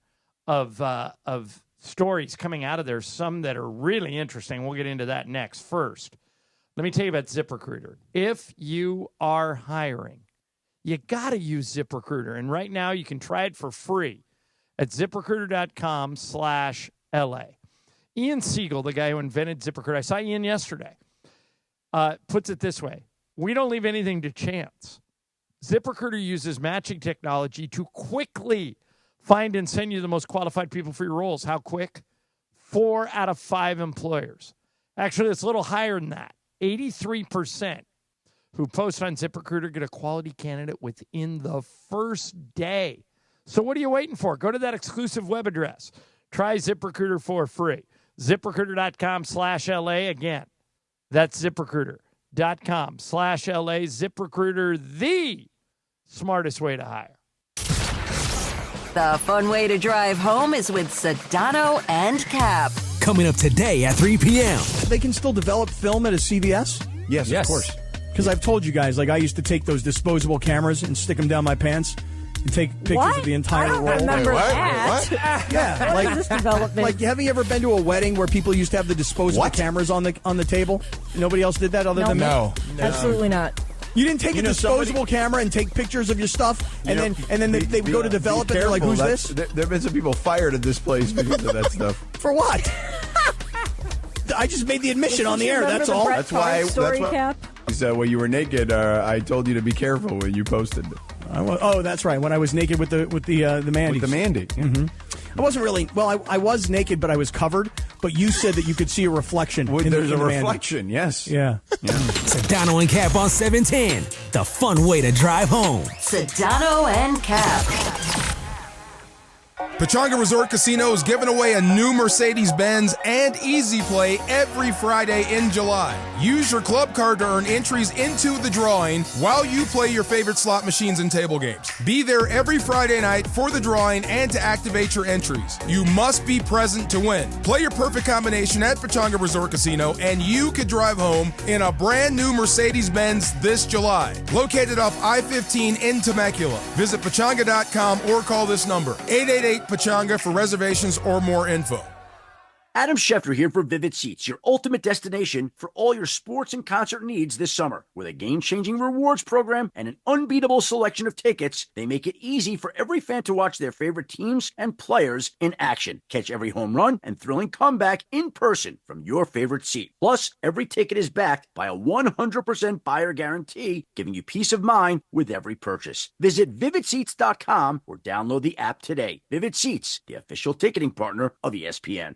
A SoFi personal loan is here to help you achieve something once thought impossible, overcoming high-interest credit card debt. Walk the tightrope of your finances with one low, fixed-rate monthly payment, no fees required, and as soon as the same-day funding. That's right. Pull off your own debt-defying stunt with a SoFi personal loan. Visit SoFi.com/trick to learn more. Loans originated by SoFi Bank, N.A., member FDIC. Terms and conditions apply. NMLS 696891. Mason in Ireland on 710. I've got to be honest. I have no idea how you do it. I'm not sure how I do it. I would not. Would not be my scene. More of Mason in Ireland right now. I'm falling apart right in front of you. Can't you see? Okay, Brian. Is this Chris Stapleton? Teddy Swims. Teddy Swims. This is a good song. I mean, it's kind of a vibe. It's all like bigger guys with a bunch of tats. Yeah. And like lots of hair. So Yeah, I do look alike. this Jelly Roll. Yeah. Chris Stapleton. All right. So the WNBA All-Stars had their All-Star weekend, and they took the court on Saturday for the game wearing shirts that said, "Pay us what you owe us." Now, this is confusing to a lot of people and has ignited a debate because the league is expected to lose $40 million this season. But we want to try and clear this up for you. A new TV contract is coming next year, and the players want to make sure they get a fair share of the money that's coming. Mm-hmm. They're not arguing, these women are not arguing, pay us what you pay the NBA players. They want a better percentage. Right now, the NBA players, the men, get between 49 and 51% of all BRI, basketball-related income. By comparison, the women get 9%. Now, I know what you're going to come back at me if you're anti-WNBA. You're going to say, Ireland, 9% of a loss is a loss. They don't deserve any money. The league's losing money. How can they be asking for more money? Ramona, my counter to that is the league is losing money now. But look at the franchise valuations. Yeah. Look at what happens when they're on TV now and their new TV deals. A windfall of money is coming, and their CBA is up next year.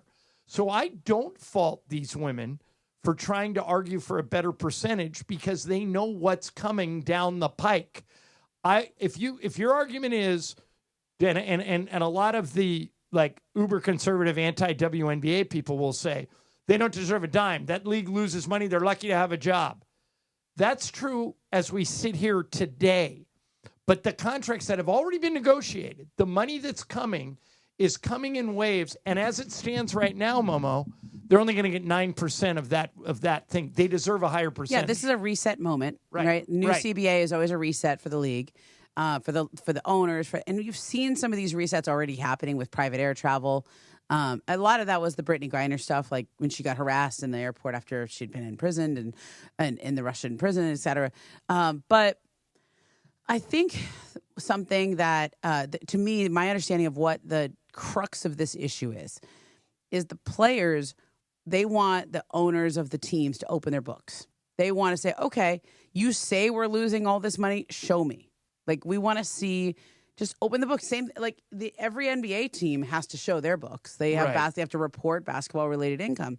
And I know there's been some calculations on what people have made. Last year, the New York Liberty had operating profits of $32 million. The Fever, they were the number one in the league. I think the Fever was slightly below that. Maybe the Liberty was 35, the Fever was 32. This year, those two teams are going to be up around 40. And the Valkyries, which is the new team up at Chase Center, which is where they print money, they're going to be somewhere between $70 and $80 million. Okay, so it is possible for teams to run at a profit, to make a profit on this league. Not every team is going to do it, but the ones that know how to own and operate a franchise and to draw fans and to sell sponsorships and to do all the things. And I think the other suspicion I think that the players in the WNBA have is that a lot of these franchises may be, if they're owned by an NBA team or they have other businesses, et cetera. Like the Valkyries are, by the way. The Valkyries are owned by the same people that own the Warriors. Yeah. But let's say some other teams that are not super profitable and the Valkyries love telling you how much money they make. Right. That's Joe Lacob That's up there Joe, and light years yeah. ahead. Okay, but a lot of these other teams are we're losing money. They sometimes you have an association that allows you to take on or show the losses from an NBA team under your books, because you're owned by the same conglomerate. Well, to your point, I'm all for transparency. I Yeah. think they should open their books. What I find, it's not black and white, this issue. It's gray. Here's why. I know the league's losing money. Don't come at me with, Ireland, how can you give these women more money? The league owners for 28 years have been taking losses, and now they're finally getting their money back. Shut up. The girls don't deserve more. Women, say women. You'll get in trouble if you say girls. Right. I got you. Here's why they deserve more. Until Caitlin Clark came along, there was no future growth plan. Now with her, I'll give you an idea. When they announced she wasn't playing in the All-Star game, the tickets got cut in half for price. They Still sold out, though. Yeah. So they have her, and because of her, you're getting to see. Here comes Juju Watkins in a year.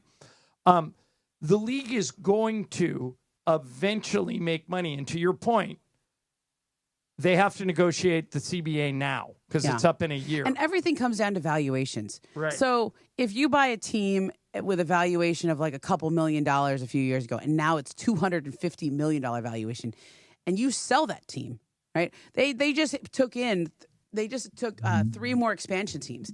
Each one of those owners who was starting an expansion team, the fee was $250 million. So that's what the valuation of a franchise is now. So this is how, like, the Lakers, their valuation is $10 billion. When you sell your team, you actually get that money. Right. That's real value. It's like your house. Okay, let's say you bought your house for $500,000. I don't know where you can buy a house for $500,000 in LA, but let's just make up a number. And now it's worth $1 million. You bought it 10 years ago, it's worth $1 million now. You just made $500,000. When you sell that house, you made $500,000. And what the women are arguing is we should get not all of it, Right. not even more than 50% of it. We need a higher percentage than 9%. Yeah, and they're which also to me saying is we need a percent of the team revenues. They're Right. not getting any of it right now. Yeah, They're just getting the broadcast contract revenues. And so I have no issue with the women negotiating. Yeah. They're not going to get everything they want. Yeah. But they should speak up for themselves. And I think what you do is you get in a room with these people and you say, okay, you open the books, you say, here's what we lost. Here's what we're expecting to get back now that the league has kind of taken off. And moving forward, here's what we're willing to do. And I'll give you an example. Half, if not most, of a WNBA roster makes less than $100,000 a year. I know. Which is why they have to go and work in other countries. Yeah. Right. It's not enough to live on. Let's say I'm playing for the Sparks. I'm making $70,000 a year. Yeah, and you're paying your agent a percentage of that. You're paying your trainers, your medical stuff, because most of them have a team medical staff, but they also have people on the side that work with them. So all your support staff you're paying, your social media people, publicists. There's not a lot left for you. But if they're saying to you, if you're listening to the people that are saying these women should shut up and be grateful they have a job, the league's lost money for 28 years, you're not looking at the whole board. Yeah. You also don't understand how value works. Like, you have to spend money to make money. And all the new owners that are coming into the league understand it. They are... the Valkyries are the best example. Yeah. And I think Toronto is going to be excellent. I think... Dan Gilbert, Josh Harris is the other one that is coming in. All these Mark Walter types, all these guys that are collecting sports franchises like they're part of their investment portfolio, they get the valuation. If you went from $2 million to $250 million, that is a giant return on investment. And what the women are saying is, hey, we see the numbers going up. Yeah. When that money starts to come in, we want our fair share of it. And I don't know what that number will turn out to be, but I have zero issue with them asking for it. And I think people shouting them down for being greedy and not realizing the league has never made money are just also the biggest counterpoint to all of this is the Unrivaled League. Okay, right. The starting salary in Unrivaled, which is if you didn't follow it, it's the league that's in the WNBA offseason. So for years, women's basketball players had to go overseas: China, Russia, Turkey, Israel. And it's how we got the Greece, Brittany whatever. Griner situation. Yeah, that's how Brittany ended up where she was. But they would make 7 figures to play in Russia. Diana Taurasi would make, $2 million to go play it. I mean, it was not even Moscow. Like it's Ekaterinburg, right? Or Candace Parker would play in China and make $1 million that way. And they kind of had to do that because in the W they were making $100,000 or something. So for years, the part of the thing was these women are playing year round. They don't have a real off season, but they have to go overseas. Well, once the Brittany Griner thing happened, nobody can go play in Russia anymore. The money overseas has dried up. And Nafisa Collier and Brianna Stewart got together and started their own league. And they sold the broadcast rights to that league to Turner Sports. And they paid everyone $250,000 to play in this league down in Miami. Part of the reason they were able to do that is they had no travel. They all lived in Miami for a couple months. But if they can do their own thing and pay people that much money, why isn't it happening in the W? Just because of broadcast rights? There isn't one big broadcaster willing to shell all that money out to the WNBA that will then... I mean, ESPN pays a lot of money. But they'll get there. But the thing is, ESPN's paying them a lot. I'm a fan of the WNBA. I want to watch any game. There are 18 different channels that have it. Like it's like Ion and it's ESPN and like all these different ones. It feels like there could be one. I think that's going to change. Yeah. ESPN's going to have even more. They'll clean that up. Yeah. All right. Reminder that we go back to Rams training camp this week. Sedano and Cap will be at LMU Thursday afternoon. Mason and I will be out there on Friday. Training camp coverage on ESPN LA is presented by Pechanga Casino Resort. Play your perfect companion at Pechanga Resort Casino, exclusive California gaming and casino partner of the Rams. All right, it's time to give away another pair of tickets to the Mason and Ireland private podcast party.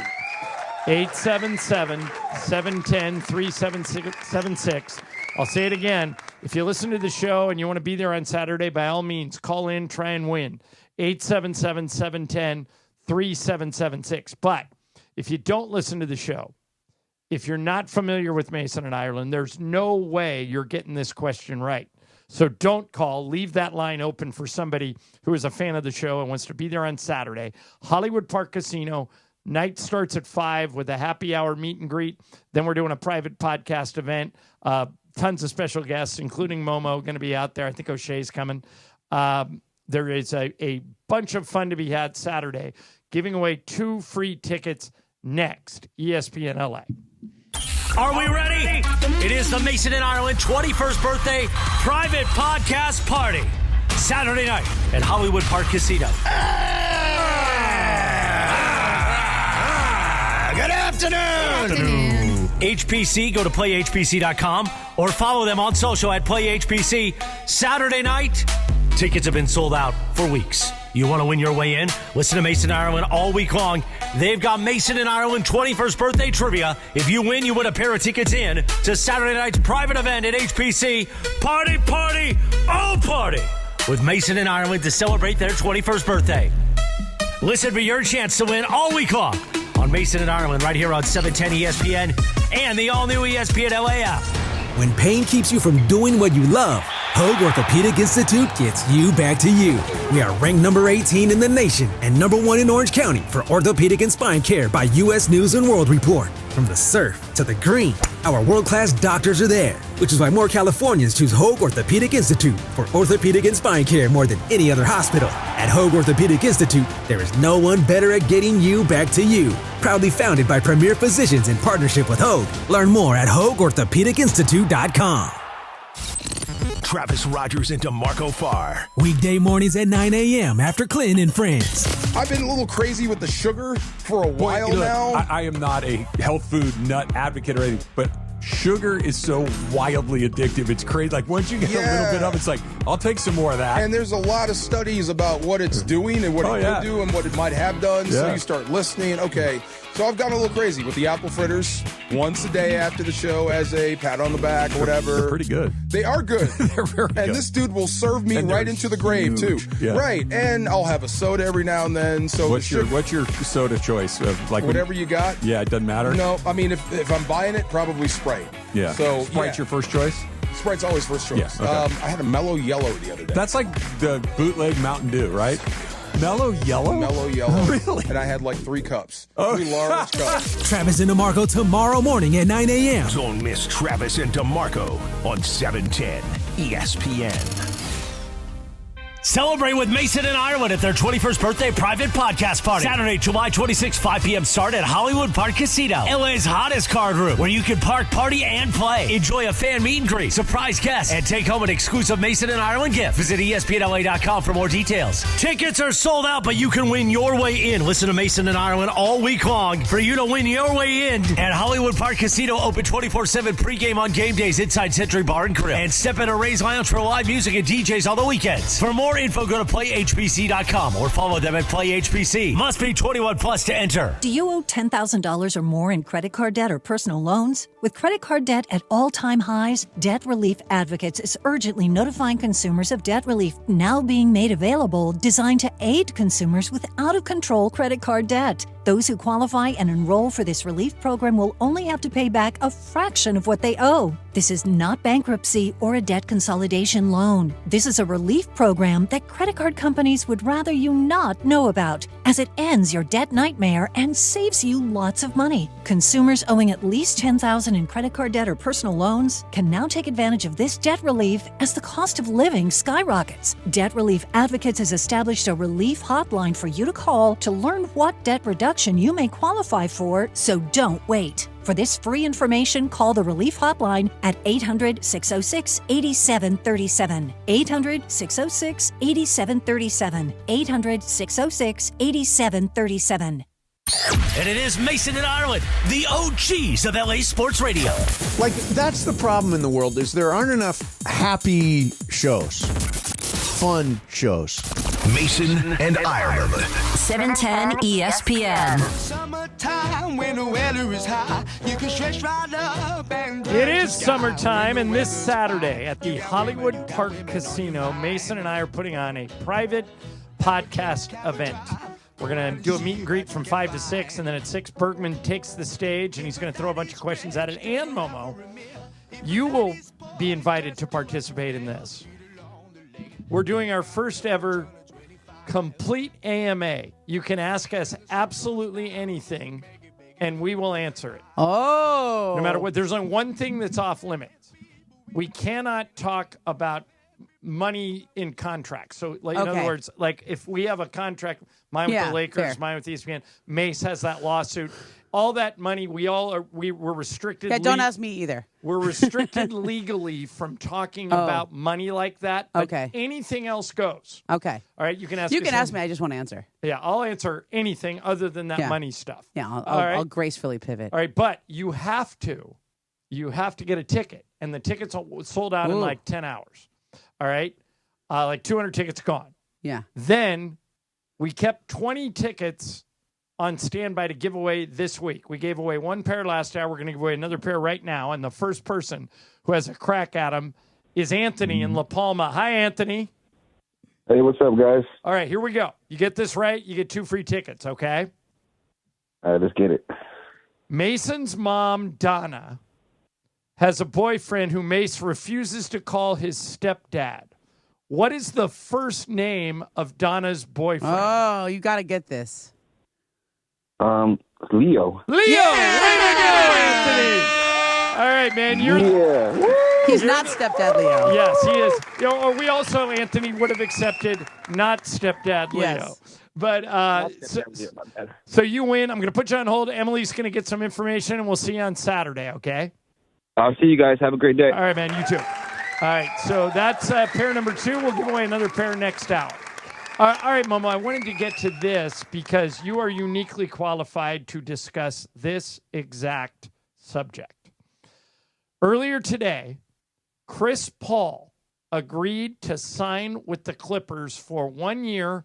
We are all assuming, including Chris, that this is his last season. Yeah. When he was here before as the heart of the Lob City Clippers, he rubbed a lot of those young guys the wrong way. And for people who don't know, Ramona did an entire television series on that era of Clippers called Clipped about Donald Sterling getting thrown out of the league. But that was the team. Those were the Lob City Clippers. Doc Rivers was the coach. Chris Paul and Blake Griffin were the leaders on the team. Chris Paul rubbed a lot of those young guys the wrong way because he is a very strong leader who is super opinionated and doesn't put up with a lot of foolishness, for lack of a better word. I actually think, and I want to get your take on this, this is a perfect signing for the Clippers, and here's why. The Clippers' highest paid player is Kawhi Leonard, who is an unbelievable player when he's healthy, and last year he was healthy a lot. He is a top 5 player in the league when he's right, but he's not a leader. He doesn't talk. Chris Paul leads. He talks. This is James Harden, not vocal. Kawhi Leonard, not vocal. But Chris Paul is, and he's the type of guy, I heard Travis and DeMarco say this, that if they get blown out by 20 and go back into the locker room and start playing ping pong, Chris Paul's the type of guy who grabs the ping pong paddles and says, F this. Yeah. We just lost by 20. Get your head in it. I love this signing for the Clippers. How about you? I really love it. And I also, so my first take on it was when people have homecomings, when people have reunions, place they played before. Right. I think that says a lot about them and the place they left, right? Because Chris Paul kind of left the Clippers under, it wasn't great circumstances. He sort of asked for a trade to Houston, right? And then he ended up going to play with Harden there. The teams that were after Chris Paul this time were all teams that he had played for before. So they knew exactly what they were getting. The Milwaukee Bucks with Doc Rivers wanted Chris Paul on his team. Yeah, and to be clear, he never played in Milwaukee, but he played for Doc. Played for Doc. Yeah. James Harden. That didn't really end well in Houston, but James Harden was out there recruiting him and signed off on this and said, yeah, let's do this. The Clippers, they the way he left wasn't like bad blood or anything, but he wanted to leave the Clippers. They wanted him back. The Phoenix Suns, they traded him away. They wanted him back. That tells me a lot. That people, as much as you might rub people the wrong way, or you might be, Chris is just on your ass all the time. Like, he's just not going to suffer fools. And he got the best out of DeAndre Ayton because he was in his ear every second of the day. Right. So if you, you might in the moment be like, oh my God, it's enough already. But later on, when you have a chance to reunite with that guy, that tells me a whole lot about how much respect people have for him by the teams that were interested in him. Number 2, I just respect how much of a family man he is. Right. The last few years. By the way, remember little Chris who followed him around everywhere? That kid's he's big Chris a now. Teenager now. He's taller, at Campbell Hall. He's playing high school ball. Taller than his dad. And that's why, Chris could have gone to 2 or 3 other. The Nuggets wanted him. The Milwaukee Bucks wanted him. I think Dallas wanted him. Too far from home. He's got to be here for his kid. And I just respect that he would take a minimum. It's a vet minimum, for a guy who could probably make 10, 11 million someplace else or whatever it is. That's admirable to choose that. Yeah. So I think the Clippers are made a really good move today, and it's good. All right. So before we get to Fast Track, which we're bringing back at the top of the hour, I wanted to talk about this, and I want to circle back to the WNBA stuff just for a second. At the All-Star game over the weekend, for people who don't know, I'm a huge Kelsey Plum fan. Love her. Yeah. She's a point guard for the Me Sparks. too. She got a little swag. She says what she's thinking. Yeah. She is a fantastic player. Just a wonderful player. She came on the show right after she got traded here and I think I was on with Andy that day, and could not have been more fun. Yeah. I just think she gets it. She's taken some heat because supposedly she threw Caitlin Clark. Yeah. There were 2 teams, and Caitlin Clark was on the other team. And this is what Kelsey said yesterday when she was asked about the equal pay thing. Here she is. That was a very powerful moment. We didn't, at least as players, we didn't know that was going to happen. So I think it was kind of like a genuine surprise. But the T-shirt, just United Front, was determined this morning. That we had a meeting for, and not to tattletale, but 0 members of Team Clark were very present for that. But no, we were just we had a very that really needed to be mentioned. I'm trying to make a situation light, okay? But yeah, no, I think it was just all of us getting on the same page for the game. We wanted to do something that was just united and collective, and I thought that it was a very powerful moment and got the point across. And sometimes you don't have to say anything. So what she's talking about is they were all wearing T-shirts that said, pay us what you owe us. Yeah. The other voice you heard there was Sabrina Ionescu, who was on Team Clark. Yeah. And so Kelsey was giving her a hard time that none of the people on that team came to the meeting. Okay. It's being interpreted as a shot. What do you think? Okay. It's not what I think. I'm about to write a story on this, actually. Okay, good. And I will just blab it on the radio anyway. Yeah. Okay. She just made a bad joke, man.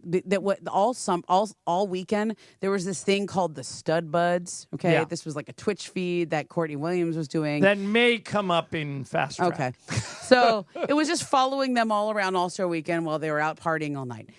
What her joke was, the reason why the joke didn't land is because you needed some context. And people who hear this and are casuals with the W weren't following all this Stud Buds thing and the partying that was going on. That meeting was the meeting she's referring to that none of them were at was Saturday morning at 8:30 a.m. On the night of the game. On the day of the game. Yeah. Okay? They were putting the game as that There's night. no way people are waking up for a brunch at 8:30 in the morning because they were all, even on the Stud Buds, they were talking about themselves as team hangover all weekend. Right. So she was making like a, hey, we're hungover joke. Right. But It had nothing to do with Caitlin Clark. Nobody understood it. Right. And, So here's the whole thing about the T-shirts that they were going to wear. That was like something they'd been talking about for a week.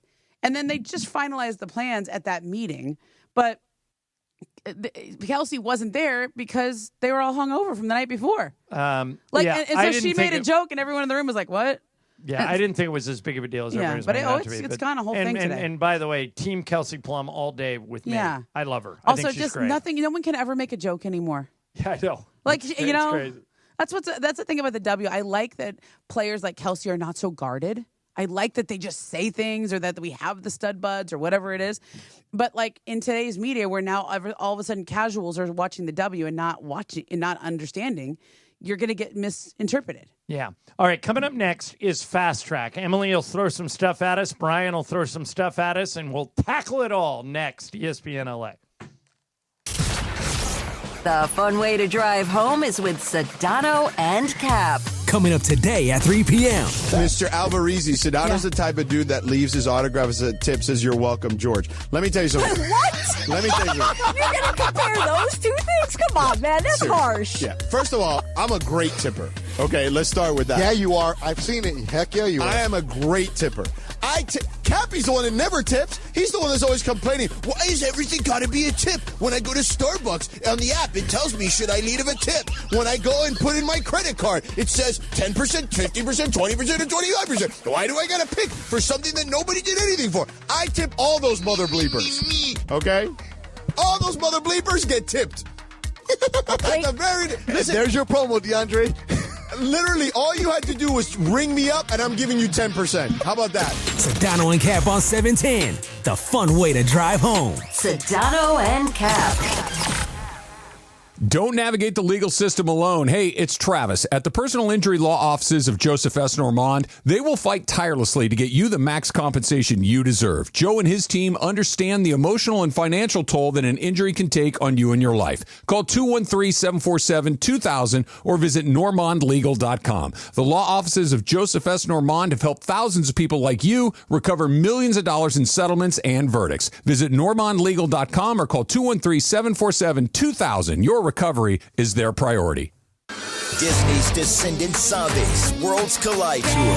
Live in concert this Wednesday night at Crypto.com Arena. A one-of-a-kind live concert experience starring Kylie Cantrell, Freya Sky, Malia Baker, Malachi Barton, Dara Renee, Joshua Colley, and Makana Knife. Live on stage, singing all the hits from the movies.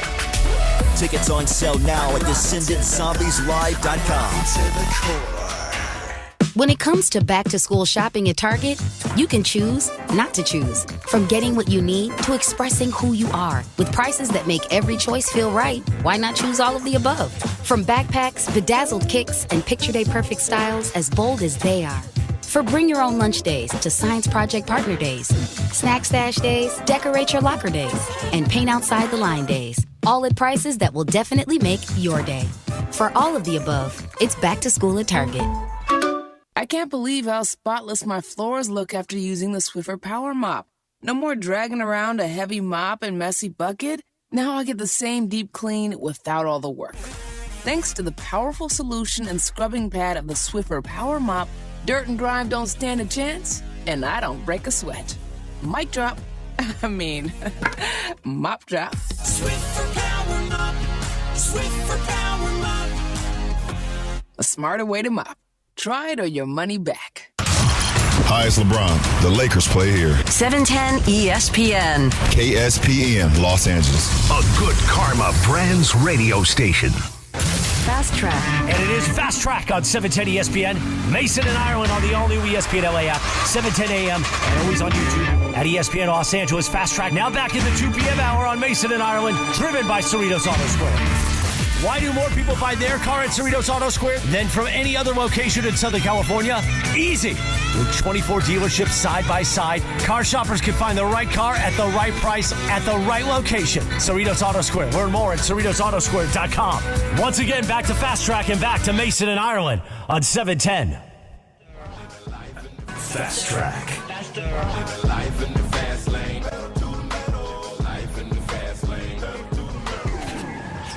All right, it is time for Fast Track. No Mace today. Momo in for him, and no Laura today. Emily Hebel pinch hitting. Brian's back. Em, what do we got? All right, so Jerry Jones was speaking at Dallas Cowboys training camp today, and we all know that Jerry Jones likes to say whatever's on his mind. And he maybe unnecessarily took a shot at Micah Parsons when a question was actually asked to Schottenheimer, the new head coach. This is Jerry Jones at training camp. Just because we sign him doesn't mean we're going to have him. He was hurt 6 games last year. Seriously. We've signed, I remember signing a player for the highest paid at the position in the league, and he got knocked out 2/3 of the year, Dak Prescott. So there's a lot of things you can think about when you, just as the player does, when you're thinking about committing and guaranteeing money. So he's frustrated when he was asked about, making Micah Parsons one of the highest paid players in the league, and then saying, well, who knows if he's going to be there or not. Do you think this is an unnecessary shot at Micah Parsons, or just he's saying the quiet part out loud? Momo, what do you think? I don't like it. To me, it's... Look, a very wise friend of mine once said the way that people show you respect is through money, right? So if they give him the money, they're showing him respect. But why undercut that with statements like that? Why cheapen that? Why even make him wonder? Kind of undoes all the respect you're about to show him by paying him all that money. Obviously, if you're a team owner or a team, you want to control the narrative. Yeah. Why would you want the narrative to be how many games is Micah Parsons going to miss this year? I just don't get why he went there. I like Jerry. I always have.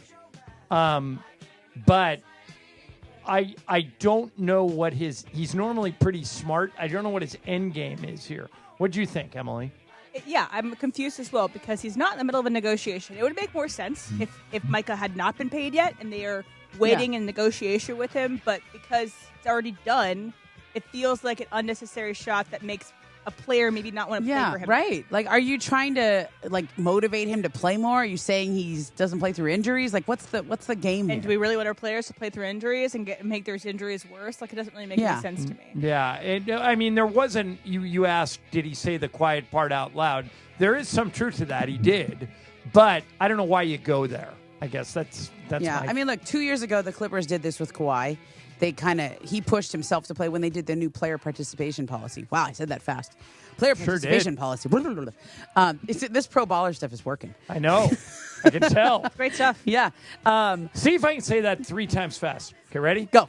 Player participation policy. Player participation policy. Player participation. You're doing policy. it. Yeah, you did What it. about the private podcast party? Yeah. Oh, yeah, private podcast party. Oh, that's hard. Private podcast party. Private podcast party. Private podcast party. Okay.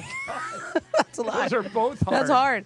So, I mean, look, he was the poster child for the player participation party. No, party. No, combined them. I missed it. Yeah. No, I put them together. No. That's all right. It's like a political party. Yeah, now I don't even get it right. What player participation policy? Fast Track. Anyway. This story dropped right before the show started today. Kind of heartwarming. Yep. Old friend, the Dodgers Rich Hill, 45 years old, going to get called up by the Royals. Wow, he's only 45. Only Am I 45. older than Rich Hill? That just making me feel old. Okay. A couple of crazy stats here. He has pitched now. When he makes a start this week, will pitch every season 2005 to 2025 Good here for coming Rich. up. Okay. And he's In the gonna majors, tie, you mean? In the majors, yeah. He's going to tie the record for the most MLB teams. It's going to be his 4th MLB team he has pitched for coming up with the Royals. So my question here is... Wait a minute, but he's pitched for a lot more than 4. No, 14. Oh, yeah. 14. Okay. Yeah. It's tying, Nearly half the league. Right, tying the record. That's awesome. So, Okay. would you rather have a career like Rich Hill, bounce around the league, the true journeyman, 14 different teams over 21 years, or would you like, the short, sweet, maybe one Cy Young year, but let's say only 5 years in the league? Oh, wow. What is more impressive to you? What a great question. Yeah. I would take the longevity because the 20-year career is, think of how much fun it would be. Yeah. I'd rather just do it for 20 than do it for 5. That's a really good question. I don't know what my answer is. I'm the type of person who stays in one place a long time. So I like Right. consistency. I don't like to uproot my family, especially now that I have kids. Yeah. But even before that, I still stayed in LA for most of my adult life. Like, it's just important to me not to move around. My parents were here. My family's here. So I'd probably say one place, even if it was shorter. Emily, how about you? I think that I want.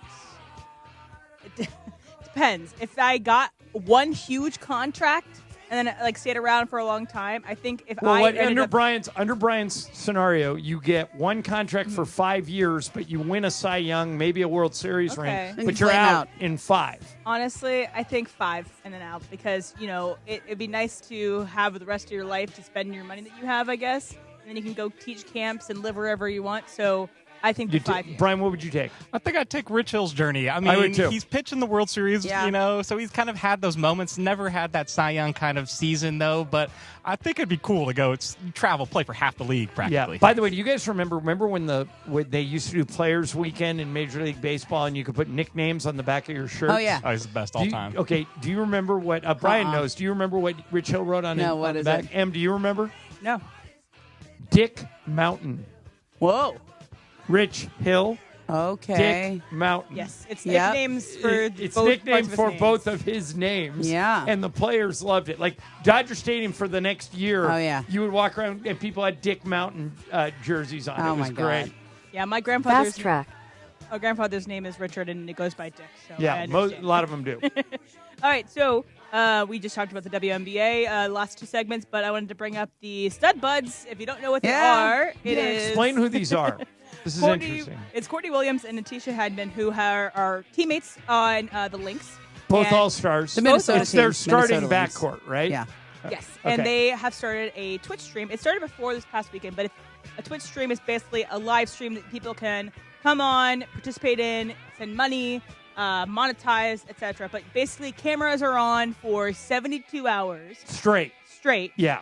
Apparently, there was about over 60,000 people at some point in time had been watching the live stream, and included Caitlin Clark coming on for a little bit, Kathy Engelbert dancing with them. Even Courtney Williams went up to Diplo and told him to stop playing as much EDM music as he did. And it's Diplo, who's a very famous DJ. So got me thinking. So this was a crazy 72 hours in the lives of the Stud Buds. There is a 72 hours in your life that you wish you had live streamed. Oh, that's great. To watch back. Okay. What would it be? 72 hours of my life. Your birthday party, this weekend, Momo? Yeah, it was a good weekend. I mean, I just, I had a heavily filtered Instagram reel where I just took pictures of, all the things that we did. That's interesting. If I could pick any 72 hours Because I have a lot my of reporting, a lot of reporting days or stories that I've been on that were really good 72 hours. Like, really cool. And I say you don't have to broadcast this to other people, just that you could. That you could watch yourself, that you could have it up. I think Lisa and I went to Italy once, and we were bouncing around over there. Okay. And we ended up in Venice, and she found this hotel that was on its own island, and we spent... it was so fun. We were taking boats everywhere all day, all over the place, and... for about 4 days, I was living my best life. I think I would probably use That's it on kind of cool. Yeah. Yeah. Yeah, that's a good idea. Like, I might go back in time. I probably go back to the College World Series. Probably go back that my senior year, we went to the College World Series. We ended up finishing third. And that was just a great time in my life, right? It was just like a fun couple of I think the game started maybe on a Wednesday and we played all the way through like Saturday, Sunday or something. We made it to the weekend. So I guess it'd be longer than 72 hours. But that was pretty awesome. What, Brian, do you have 72 hours that you would want to be able to go back and look at? The first thing that came to my mind would be like graduation time, the end of college. Let me just see those last couple days back because the wedding's a good one too. But we have a video of that whole thing, so I can go watch. Yeah, it. I like hearing. What would you use it on? I think I'd probably do my 21st birthday weekend. Speaking of your 21st birthday party, you guys are having this Saturday, but I think one because I was in and out, so would love to see that. But also, it was really, really fun, and I would have loved to see all the people that showed up and like what they thought of the party as well. Okay. Yeah, those are all good answers. Fast track. All right, so today would have been Robin Williams' 74th birthday. Wow. May he rest in peace. He is one of the greatest, comedian actors of all time, in my opinion. Yes. When you think of his most iconic role, for me, it is Good Will Hunting or Mrs. Doubtfire. What are your favorite Robin Williams roles? God, he was in so many. Is it too simple to say Mork and Mindy? That's kind of what put him on the map, right? I'm going to go with Good Morning Vietnam. Oh, so good. Nominated for an Oscar for that. Yeah, he was really good in that. So good. Like, I mean, Good Will Hunting's a good one, but I feel like that was a Matt Damon vehicle. Matt Damon and Ben Affleck. Good Will Hunting is Robin Williams. Like, that's his... Yeah, I think that's the answer. You nominated, he didn't win. Who won that year? I didn't have it. I just looked it up this morning. When we were Pretty talking good. about No, you said Good Will Hunting. You mean Good Morning Vietnam. Good Morning Vietnam. Yeah, that's what I meant. Yeah. Yeah. And what's yours, Robin Williams? You're going to hate me for this because I think we've talked about this in the past. I love this movie. It's very nostalgic for me. I watched it a bunch as a kid. Hook. Him Oh, as yeah, Peter that was Pan. good, too. Hook It got, is so good. It got heavily panned. I liked Hook, too. Yeah. And then I also think that Dead Poet Society as well. Oh, that was good, too. Yeah, that dude was like had a different So gear talented. that nobody else could go to, and it was just. Do you know who I think is getting there is Steve Carell. Maybe. His emotional range is pretty good for a comic. Yeah. I want to see Steve in more stuff. Because Yeah, I me think too. He kind of has. He right after the By Office the way, was in a ton. I want him. He's to do good. more. He's good playing serious. He was. I don't know if Yeah. you guys saw Crazy Stupid Love. He's great in that. He was Foxcatcher. Great in Foxcatcher, and what he was really good in was the morning show, where he played He the was great Matt in that. Lauer character. Yeah, he was great in that. The guy that kind of was trying to sleep with every woman there and abusing his power. And then was canceled and then was off in Right. Italy during the Yeah. COVID times.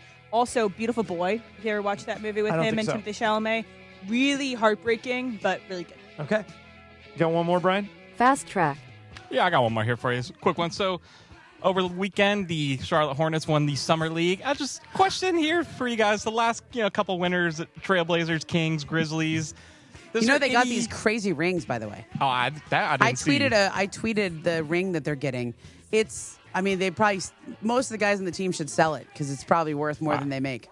But my question though is there any correlation to the crossover to the season, or is it just a complete different entity? And I didn't know about the rings, but that's cool. I have to look that I up. always think when I watch teams celebrate a Summer League title that it feels very forced. I don't know why I think that, but I do. Like, what are you celebrating? They're 90% of the people on that roster aren't going to be on your team. Yeah. You're just getting guys off the street. So if I won this, the Lakers won it with Kuzma and Lonzo and all those guys. They didn't do like a big giant celebration. I remember the Kings hung a banner. I know. I remember that. I would probably downplay it more than I would upplay it. How about you? I would say that there is a correlation for individual success. Like if people have a breakout summer league, a lot of times they do get a look on an NBA team. Like if there's 3 or 4 guys that just kind of make their name at summer league every year, and then you're like, where did that guy come from? He's at the end of somebody's bench, and they get in a game and they're good. And I think it's interesting nowadays. They just have the top 5 guys. They just kind of play 1 or 2 games and they shut them down. Like Cooper Flag played 2 games, right? And they shut him down. The Hornets, if I'm not mistaken, played Con Knipple the whole time, and he won Summer League MVP. Yeah, I mean he was. But I mean, he was the highest draft pick to play all the games. He was number 4 overall. Yeah. So, I mean, what do they have to lose? Good for them. Yeah. I mean, I don't think there's a correlation for team success though. No. And what it is though, I'm always a big fan of people trying to carve out a spot for themselves, whether it's training camp or summer league or whatever. I used to know guys who would get invited. There was a player I covered at Cal State Northridge, right? And he got invited to summer league a few times, and he would always light it up in summer league. And I was like, I think he got a training camp invite or two. Here's my book recommendation for this. There's a book by a guy named Paul Shirley. Do you remember him? Yep. In the book is Can I Keep My Jersey? He's one of those guys who's kind of mixed around the league forever. Bounced around forever. He was a rebounder and kind of a big guy, whatever. And he would always, summer league was important for him, or the training camps or whatever. Because if he didn't make it, he was in Europe. He was in some far-flung place. And it's a great read, though. The guy's a good writer. So if you like those kind of stories. All right, that concludes this edition of Fast Track. We got a couple more Fast Track like items I'm going to throw at these guys next, including what now for that CEO from Astronomer. We talked a lot about this on Friday. Did you see he resigned over the weekend? How much did he get? Did they say the payout? I don't know. He resigned, so not a lot. The board they give you a lot. Basically threw him out. But we'll get into that next. And also later this hour, reminder, we will give away one more pair of tickets to the Mason. Not yet. Don't do it till I tell you to call. But we will give away one more pair of tickets to the Mason and Ireland 21st birthday private podcast party. It's at Hollywood Park Casino. The only way you can get in now at this point is to win tickets, and you'll have your chance later this hour. Mason and Ireland, ESPN LA. It is Fast Track on Mason and Ireland on 710 ESPN, the all-new ESPN LA app, and always on YouTube at ESPN Los Angeles, driven by Cerritos Auto Square. And it is time for Fast Track. Fast Track. Why do more people buy their car at Cerritos Auto Square than from any other location in Southern California? Easy. With 24 dealerships side by side, car shoppers can find the right car at the right price at the right location. Cerritos Auto Square. Learn more at CerritosAutoSquare.com. Time for Fast Track. More Fast Track next. When pain keeps you from doing what you love, Hoag Orthopedic Institute gets you back to you. We are ranked number 18 in the nation and number 1 in Orange County for orthopedic and spine care by U.S. News & World Report. From the surf to the green, our world-class doctors are there, which is why more Californians choose Hoag Orthopedic Institute for orthopedic and spine care more than any other hospital. At Hoag Orthopedic Institute, there is no one better at getting you back to you. Proudly founded by premier physicians in partnership with Hoag. Learn more at HoagOrthopedicInstitute.com. Waba Grill is an LA original, so we've got to keep it real. Real fresh with our Asian-inspired menu that's grilled to order every time. Pick me up and never put me down. Real quality with our marinated proteins like hormone-free chicken, ribeye steak, wild-caught salmon, and shrimp. Enjoy $5 happy hour weekdays after 3 p.m. with our 5-piece pork veggie dumplings and a value-sized premium beverage drink like our creamy and delicious Thai tea. Waba Grill, keeping it real every day for you. Why do more people buy their car at the Cerritos Auto Square than from any other location in Southern California? Easy. With 24 dealerships side by side, car shoppers can find the right car at the right price at the right location. Learn more at CerritosAutoSquare.com. Need assistance with door and window projects? The Home Depot can help. From inspiration and materials to ordering and installation, our free Millwork virtual apron service can get you moving and doing. Plus, we speak Spanish too. Our associates can help you tackle complex jobs without you leaving the job site, saving you time and money. Call us at 1-833-HD-APRON or visit homedepot.com/MBA. The Home Depot, how doers get more done. Progressive knows when you own a boat or RV, it's like you're automatically on vacation, even if you're actually a marriage counselor in the middle of couples therapy. But in your mind, you're camping in Acadia, puttering around Frenchman Bay. Your boat and RV are both protected. You're lobster drenched in butter and... Uh-oh. Did your clients just notice you weren't listening? Quick, do the thing where you just repeat back exactly what they said, but as a question. They bought it. Now back to Maine, earning an automatic discount bundling your boat or RV with your home or auto. Progressive Casualty Insurance Company affiliates and other insurers. Not available in all states or situations. It is Fast Track on Mason and Ireland on 710 ESPN, the all-new ESPN LA app, and always on YouTube at ESPN Los Angeles, driven by Cerritos Auto Square. And it is time for Fast Track. Fast Track. Why do more people buy their car at Cerritos Auto Square than from any other location in Southern California? Easy. With 24 dealerships side by side, car shoppers can find the right car at the right price at the right location. Cerritos Auto Square. Learn more at CerritosAutoSquare.com. Time for Fast Track. More Fast Track next.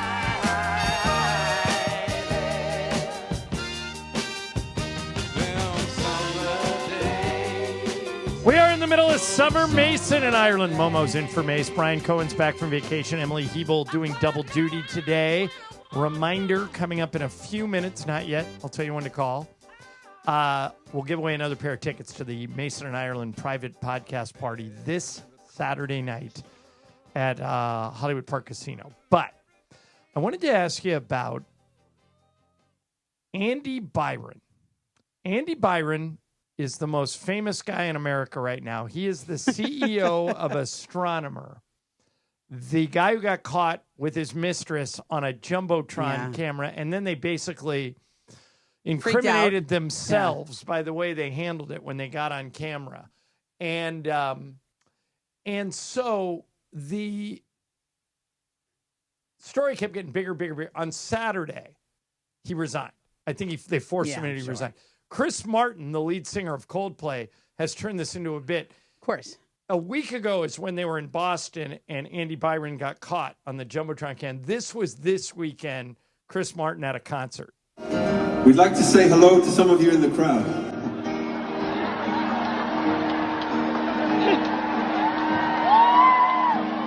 How we're going to do that is we're going to use our cameras and put some of you on the big screen.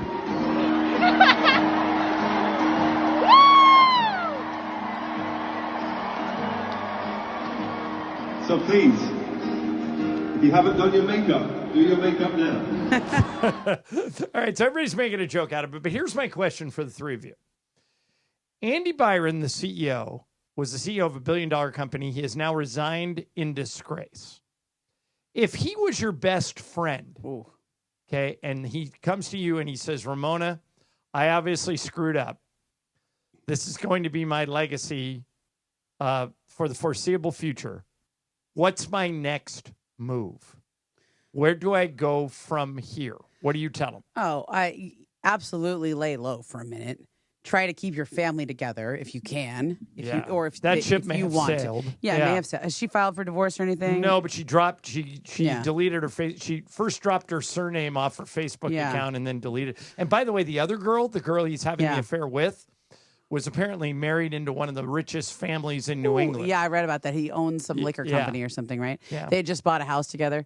Yeah, I think you just lay low. You try to keep your family together in whatever form you can. And then, I'm sure they gave him a golden parachute. He's got. So money may not be the thing. Yeah, so Emily, if that was me, if I was Andy Byron and I was forced to resign in disgrace and I came to you and I said, what's my next move? What should I do? What would you tell me? Well, I'm sure he has more than one house. Yes. So one of the houses might be in the country or the beach. Mm-hmm. I say, hey, go to the Cape Cod house. Go there for the summer. Don't call anyone. Don't respond to anything, except for if it's your kids or your wife, if you're trying to patch that up.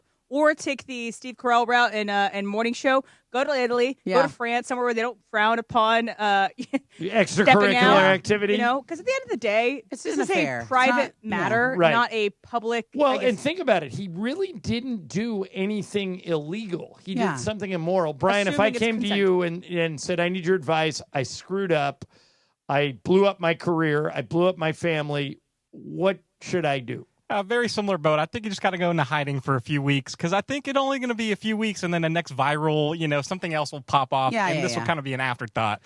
But you got to lay low until then. That's the thing about the internet, short memory. Right. And I don't think I would make a joke of it. I wouldn't go on like SNL or something and do a skit about myself, because that's in bad taste with your family. Like it's as much as we all are. Having fun with this story. It also sucks for the people who are on the other side of this. He's a private person. He's not a celebrity that has kind of engaged in this contract with this public that I'm going to be a celebrity. I'm going to do this. He didn't sign up for that. He's the CEO of a company. He's not an actor or actress. Yeah, not anymore. Is he a CEO of the company? So here's the one caveat I would put to all this stuff you guys are saying.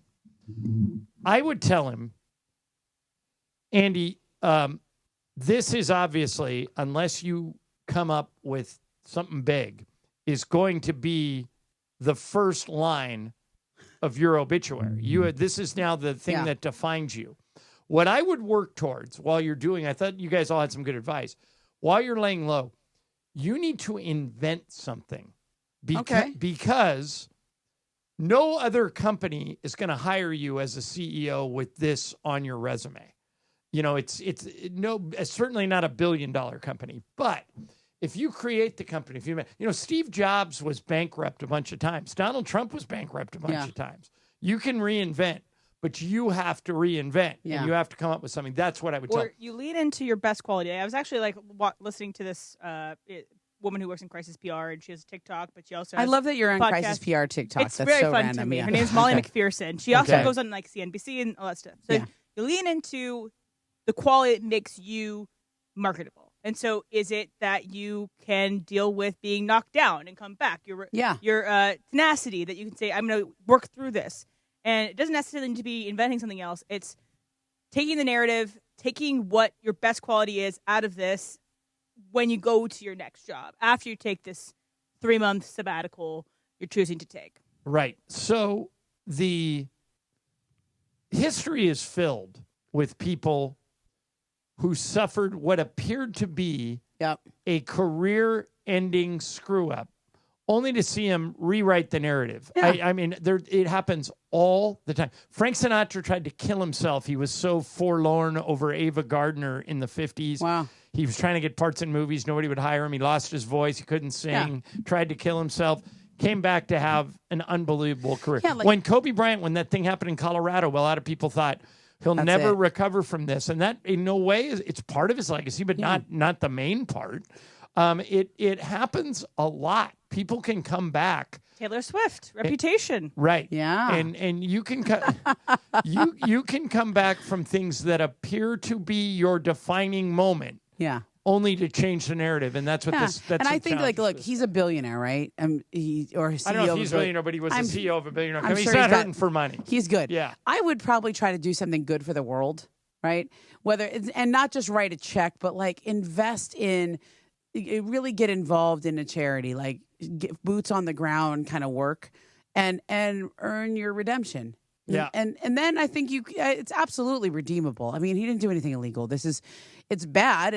It's terrible for your family, but the one thing you can't do, you can't just go play golf all summer because people are going to see you. Right. You can't go on a luxury trip because people are going to take pictures of you. You can't go on a media tour because people aren't ready to hear it. Go to Italy. Go to Italy is not bad advice. Not bad advice. All right. Speaking of good advice, pick up your phone right now. Call 877-710-3776. Our last pair of Mason and Ireland private podcast party tickets to give away today. We'll give away 3 more pair tomorrow, 3 more pair on Wednesday, and 1 on Thursday, and that's it. If you don't have tickets, this is the only way you can get in. Answer a Mason and Ireland trivia question. So far, the questions have not stumped anybody. The first person's gotten them both times. We'll see if this one's a little harder. 877-710-3776. We'll give them away next. Also, Puka Nacua gave an answer to something, and I speak from experience, that you guys are going to be surprised about. And we'll play that for you as well. Mason and Ireland. Momo in from ESPN LA. Sedano and Cap. Today at 3 p.m. after Mason and Ireland. You can make a good omelet with 2 eggs at the house. At least 3 eggs. I think you should say things like at the crib rather than at the house. Sounds cooler. Okay. You can use 2 eggs when you're at the crib versus you can use 2 eggs when you're at the house. Crib versus house. Okay. Makes you sound cooler. All right. Sedano and Cap weekdays at 3 p.m. on 710 ESPN. Don't navigate the legal system alone. Hey, it's Travis. At the personal injury law offices of Joseph S. Normand, they will fight tirelessly to get you the max compensation you deserve. Joe and his team understand the emotional and financial toll that an injury can take on you and your life. Call 213-747-2000 or visit normandlegal.com. The law offices of Joseph S. Normand have helped thousands of people like you recover millions of dollars in settlements and verdicts. Visit normandlegal.com or call 213-747-2000. Your recovery is their priority. Celebrate with Mason and Ireland at their 21st birthday private podcast party. Saturday, July 26, 5 p.m. start at Hollywood Park Casino, LA's hottest card room, where you can park, party, and play. Enjoy a fan meet and greet, surprise guests, and take home an exclusive Mason and Ireland gift. Visit ESPNLA.com for more details. Tickets are sold out, but you can win your way in. Listen to Mason and Ireland all week long for you to win your way in at Hollywood Park Casino, open 24/7 pregame on game days inside Century Bar and Grill. And step in a Ray's Lounge for live music and DJs on the weekends. For more info, go to playhpc.com or follow them at playhpc. Must be 21 plus to enter. Actual price will depend on product and subscription plan. Featured products are compounded drug products, which the FDA does not approve or verify for safety, effectiveness, or quality. Prescription products require an online consultation with a healthcare provider who will determine if appropriate. See website for details, restrictions, and important safety information. Want a boost in and out of the bedroom? Hims has you covered. Introducing a new 2-in-1 approach to level up your game. Tadalafil for better bedroom performance and zinc for testosterone support. Put it all together and you've got what you need to turn things all the way up. Getting started is simple. Just go to hims.com/joy to start your free online visit. Through Hims, you can access ED treatments including pills, chews, and more. 100% online.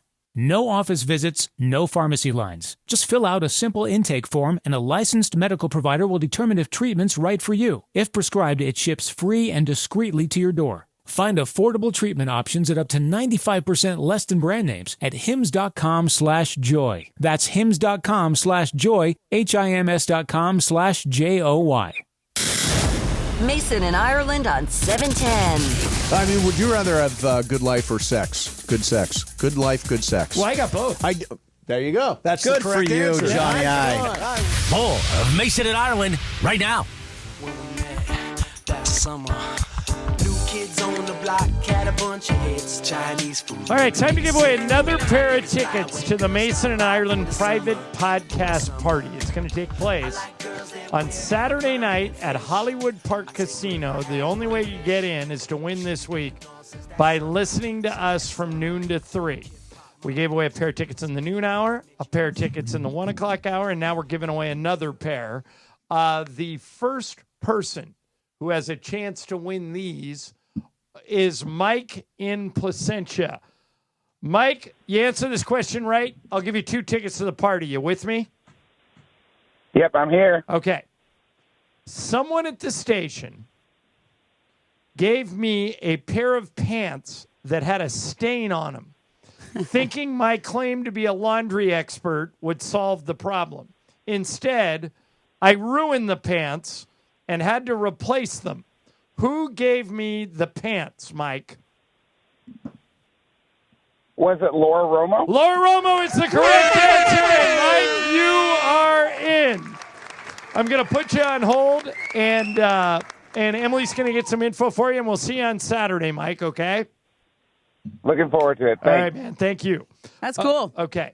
Yeah, I ruined Laura's pants. I had to go buy her new pants. I felt so bad. Now I don't take outside jobs. I only deal with my inside jobs. All right. Did you do the Mossenbachers? Is that what you tried? I tried it all. And she had popcorn oil. Oh, yeah, that's hard. On a pair of pants that I could not get out. Yeah. All right. So Puka Nacua, the Rams receiver, was asked a fairly straightforward question. Would you rather win the Super Bowl or spend a week with your idol, LeBron James? Oh, wow. You might be surprised by Puka's answer. Here it is. Hang out with LeBron for a week or win the Super Bowl? Wait. I have to win the Super Bowl, but I love LeBron James. A whole week? Oh my gosh, we could do so many things. I'll rebound for LeBron. We could pass it to Bronny. It would be a fantastic time. I promise that would be the best week of my life. He would rather hang out with LeBron for a week than win the Super Bowl. Now, based on all the calls we've had about LeBron today, and how I have to constantly defend him, I'm like the only one here that is glad LeBron's on the Lakers. What do you think of that answer? That's a heck of an answer. I feel like it's always win a Super Bowl. Right. Always. Isn't that why you do Herm Edwards? You play to win the game? Yeah. I mean, and I think probably LeBron would want to hang with Puka anyway. LeBron likes football. He's a big football guy. If he wins a Super Bowl, he could probably hang out with LeBron. Like, if he wanted 100%. to. You know, it's like you can get both. Yeah, just go live near him in L.A. I mean, I love that he wanted to rebound for LeBron and hang out with Bronny Right. too. So what's Taco Tuesday? Let's go, Puka. All right. So what's interesting is, for people who don't know, Emily produces This is great. the Rams pre and post game shows. She does all of our Ram stuff too. How many years you been doing that? At least 4, right? Yeah, 4 years. This will be my 5th season, I think. Okay. So give me your answer to this question. Who has more catches, more yards, more touchdowns? Devontae Adams or Puka Nacua? In that time period? In this year, this season, in my the prediction. 17 games regular season, if I was drafting for fantasy. Okay. Receptions, Puka. Yeah. Okay. Touchdowns, Devontae or Kyron. I Okay. mean, I think if you're between the two, I think Kyron, though, will still have the most touchdowns on the team. What about receiving yards? Receiving yards? I still think Puka. I think that Devontae Adams is going to be the over-the-top threat that they haven't had ever in my time covering the Rams. They had it slightly with Deshaun Jackson for a little bit, but then he just, he was only there for a couple of games. I think that he is going to be the big chunk receiver that the Rams haven't had for a long time, but Puka's still going to be the, security blanket for Matthew on third down. Right. So Devontae Adams is really, really good. Ramona and I are Raider fans, so we've watched him for We didn't get the several best of years. him, but he's good. No, but Randy Moss went to the Raiders before he went to the Patriots. Then he went to the Patriots and just Hall of Fame career takes off. He was good. He was good in Minnesota too, but the Raiders was like a blip. I have a feeling Devontae's Raider Jets experience is going to be a blip.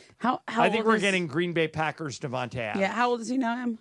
I'm going to guess he's 32, but look I think it up. he's in that Em. range. Yeah, 32, 33-ish. But he's right at the end of his prime. Yeah, 32. He'll be 33 in December. Yeah. And that's good. I'm looking So forward good to for a him receiver. doing his thing. Yeah, for sure. And I think if anybody can get the most out of a receiver, it's Matthew Stafford. Yeah. He's been the kingmaker for 3 different record-breaking seasons for wide receivers that also might not do things other places. We had Puka Nacua, Cooper Kupp, and Calvin Johnson. And so I think if you're going to get the best out of Devontae Adams, I think you're going to get the best with Matthew Stafford. Okay.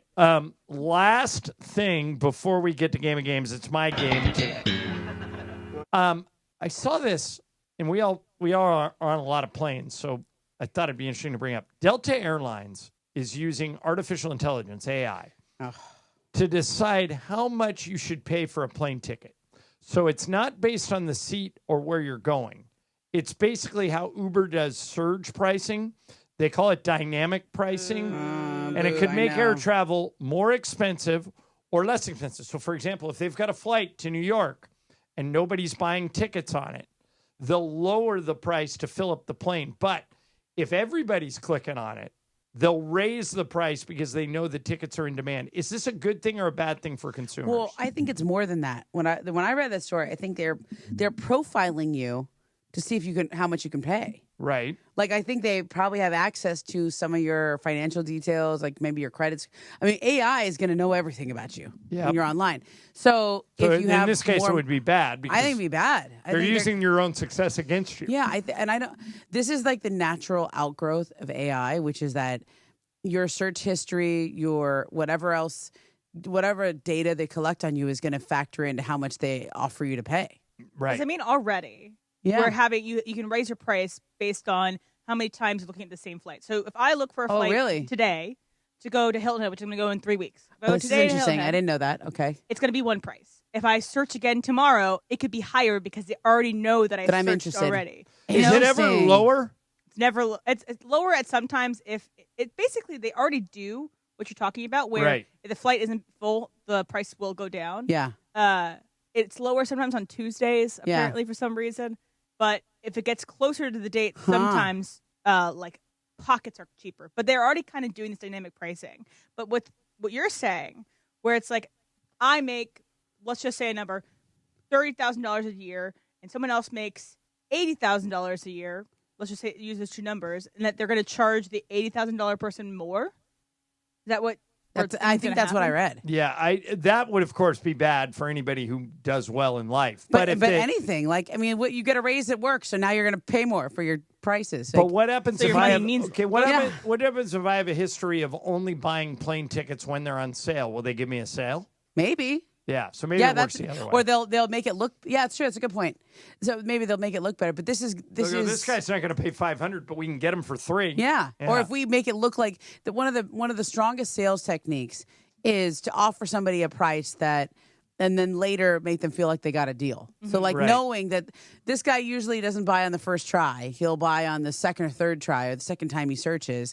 So we'll make him a $500 flight, and then the next time he's going to look around, it's going to be $2, and he's going to feel like it's a deal, but it's not. Always going to sell it. Yeah, they're just toying with you. Have you guys ever heard about this airport hack? Apparently, people are on TikTok are doing it because sometimes it is cheaper, safe to fly from LA to New York than it is to fly from LA to Charlotte or LA to Dallas, and people will just do a connection. LA to New York connection through Dallas and just get off.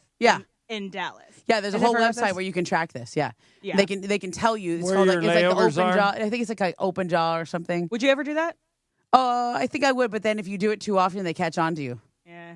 Apparently, they know people who are doing this. They restrict you. Yeah. Yeah. All right. Coming up next is Game of Games. It's my game today. Em, you got to find one more player. All right. All right. And it has to do. How can I explain this? It has to do with something all of us watched at least part of over the weekend. That's my hint. We'll play Game of Games next. Mason and Ireland, ESPN LA. Are we ready? It is the Mason and Ireland 21st birthday private podcast party. Saturday night at Hollywood Park Casino. Good afternoon. HPC, go to playhpc.com or follow them on social at playhpc. Saturday night, tickets have been sold out for weeks. You want to win your way in? Listen to Mason and Ireland all week long. They've got Mason and Ireland 21st birthday trivia. If you win, you win a pair of tickets in to Saturday night's private event at HPC. Party, party, oh party with Mason and Ireland to celebrate their 21st birthday. Listen for your chance to win all week long on Mason and Ireland right here on 710 ESPN and the all-new ESPN LA app. Hey guys, it's Sedano. In the market for new flooring? Why pay more at big box stores? At Hernandez Wholesale Flooring, every day is a deal, no gimmicks. Call 866-62-FLOOR or at hernandezwholesaleflooring.net. No sale beats wholesale. Your ultimate summer playlist comes to life at SeaWorld San Diego. Catch live shows with Fat Joe, Trina, Waka Flocka Flame, Genuine, and more. It's throwbacks, turn up, and all-out vibes with the I Love the 90s and the Turned Up Tour. Plus, nightly BMX stunts, parades, and fireworks bringing back those SoCal summer vibes. You're never too old for SeaWorld. Your summer soundtrack starts here. Buy a ticket, get a second day free with tickets as low as $56.99 for a limited time at SeaWorldSanDiego.com.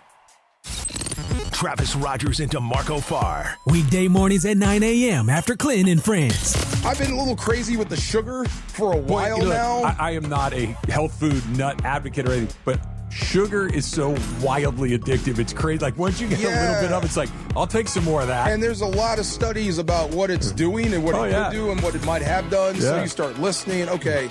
So I've gone a little crazy with the apple fritters once a day after the show as a pat on the back or whatever. They're pretty good. They are good. They're very good. And this dude will serve me right into the grave too. Yeah. Right. And I'll have a soda every now and then. So what's your soda choice? Like whatever you got. Yeah, it doesn't matter. No, I mean if I'm buying it, probably Sprite. Yeah. So Sprite's your first choice? Sprite's always first choice. Yeah, okay. I had a Mellow Yellow the other day. That's like the bootleg Mountain Dew, right? Mellow Yellow? Mellow Yellow. Really? And I had like 3 cups. 3 large cups. Travis and DeMarco tomorrow morning at 9 a.m. Don't miss Travis and DeMarco on 710 ESPN. Why do more people buy their car at the Cerritos Auto Square than from any other location in Southern California? Easy. With 24 dealerships side by side, car shoppers can find the right car at the right price at the right location. Learn more at CerritosAutoSquare.com.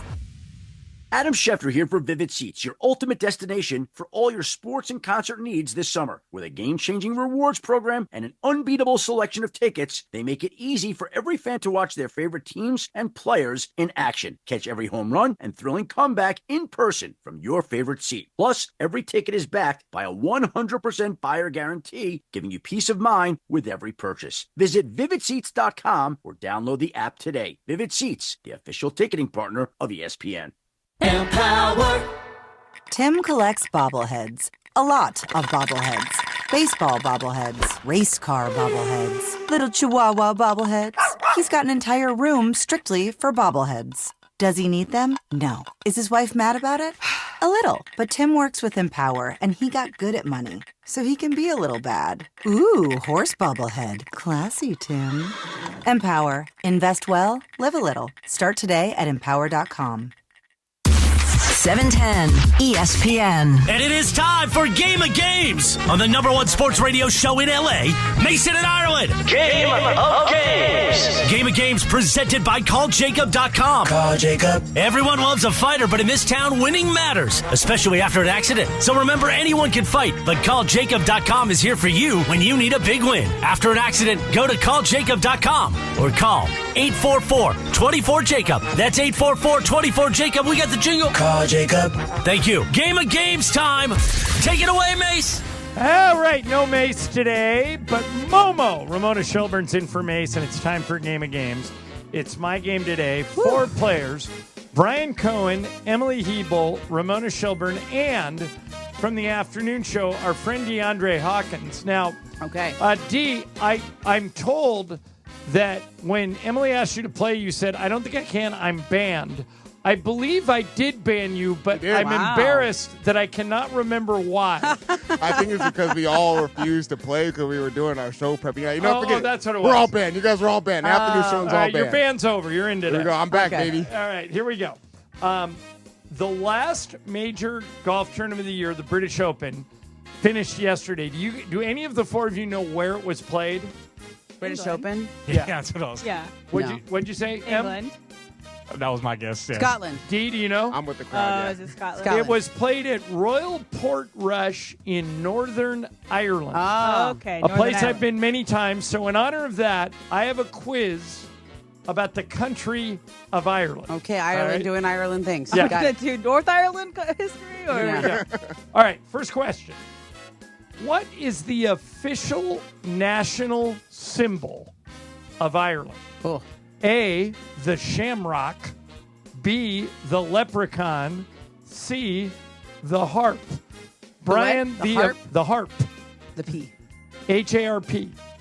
What is the official national symbol of Ireland? Brian, shamrock, leprechaun, or harp? I'll take Shamrock. Okay, Emily. Harp. Ramona. I'm going to go harp. D. I'm going to go Shamrock. The girls get it. It is the harp, the Irish harp. Everybody thinks it's shamrock. Guinness. But yeah, it's on the Guinness logo. It's the harp. All I right. feel like I was maybe is it on the flag too or something? Yeah. All right. Something Here we like go. Emily, this one coming to you. According to Irish legend, if you kiss the Blarney Stone in Ireland, what does it give you? Oh. A, the gift of camaraderie, good friends.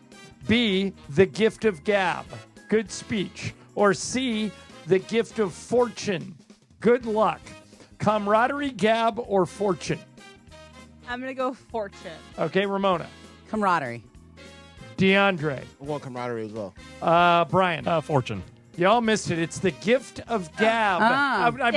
What's the one thing I can do? I can talk. Yeah, okay. Yeah. Which is why I thought you would put it in as a made-up one. Yeah, all right. Ramona, this one's for you. Okay. True or false? Other than Scotland, there are more snakes in Ireland than in any other country in Europe.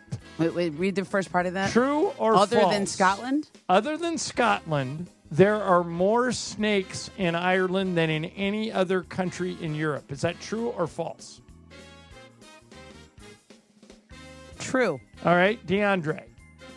True. Brian. False. Emily. True. Brian's the only one who got it. There are no snakes in Ireland. No, None. because they drove them out. Right. St. Patrick drove all the snakes out of Ireland. I didn't get that. I thought that they were so many that he drove them out, and they're still there, but okay. All right, here we go. Brian won, Emily won, Ramona won, DeAndre yet to scratch. Banned. That's all good. All right, D, this one coming to you. Which one of these famous people was not born in Ireland, okay? A, Anthony Hopkins, B, Bono from U2, or C, Liam Neeson?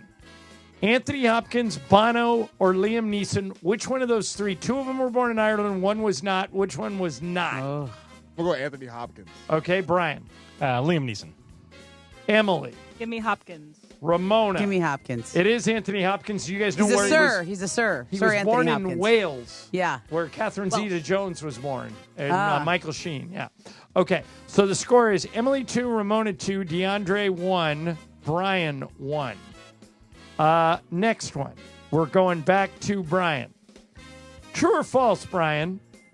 The Titanic, which famously sank on its maiden voyage from England to New York City, was actually built in Ireland, and you can today visit the Titanic Museum in Belfast. Is that true or false? I like true. All right, Emily. False. Ramona. I think false. DeAndre. What, false? Brian's the only one who got it 100% true. Really? They built it in Belfast. There is a Titanic Museum in Belfast that you can go to. And by the way, one voyage sank. Yeah. That's it. I thought England was like the shipbuilding country. Yeah, all right. I didn't know they Well, isn't that, outsourced. famously that there's only one voyage for the Titanic? Yeah. Okay, here we go. This one coming to Emily. It's, by the way, it's Brian 2, Emily 2, Ramona 2, DeAndre Oh, boy. 1. Here we go. Very close. All right, Em. As many people know, my dad was born in Ireland. How many times have I physically been to Ireland in my life? 5 times, 10 times, or 15 times? 15. Okay, Ramona. 10. DeAndre. 5. Brian. 10. This entire game is tied. The answer is 5. Yeah. Brian, Wow. DeAndre got it. Okay, D. I went, the first time I went Wow. was when I was 11 in Okay. 1974, and I've only been back 4 times Wow. since. Okay. So I go back about every 10 years. Okay. I go back. Okay. 2 to 2 to 2 to 2. Wow. Here we go. Ramona, coming to you. Okay. Let me see how many are left. Let's go. 4 left and a tiebreaker. All right. Ireland has the largest per capita amounts of redheads in the world, men and women. Okay. Roughly, what percentage of redheaded people does Ireland have? 10%, 20%, or 30%? So you take all the people in Ireland. The whole world. Are 10% of them redheads, 20% of them redheads, 30%? Oh, okay. Of the people in Ireland, not of the Correct. whole world. Correct. No, well, they're born in Ireland, yeah. Ooh. 10, 20, or 30? 20. DeAndre. 120 as well. Brian. Give me 30. Emily.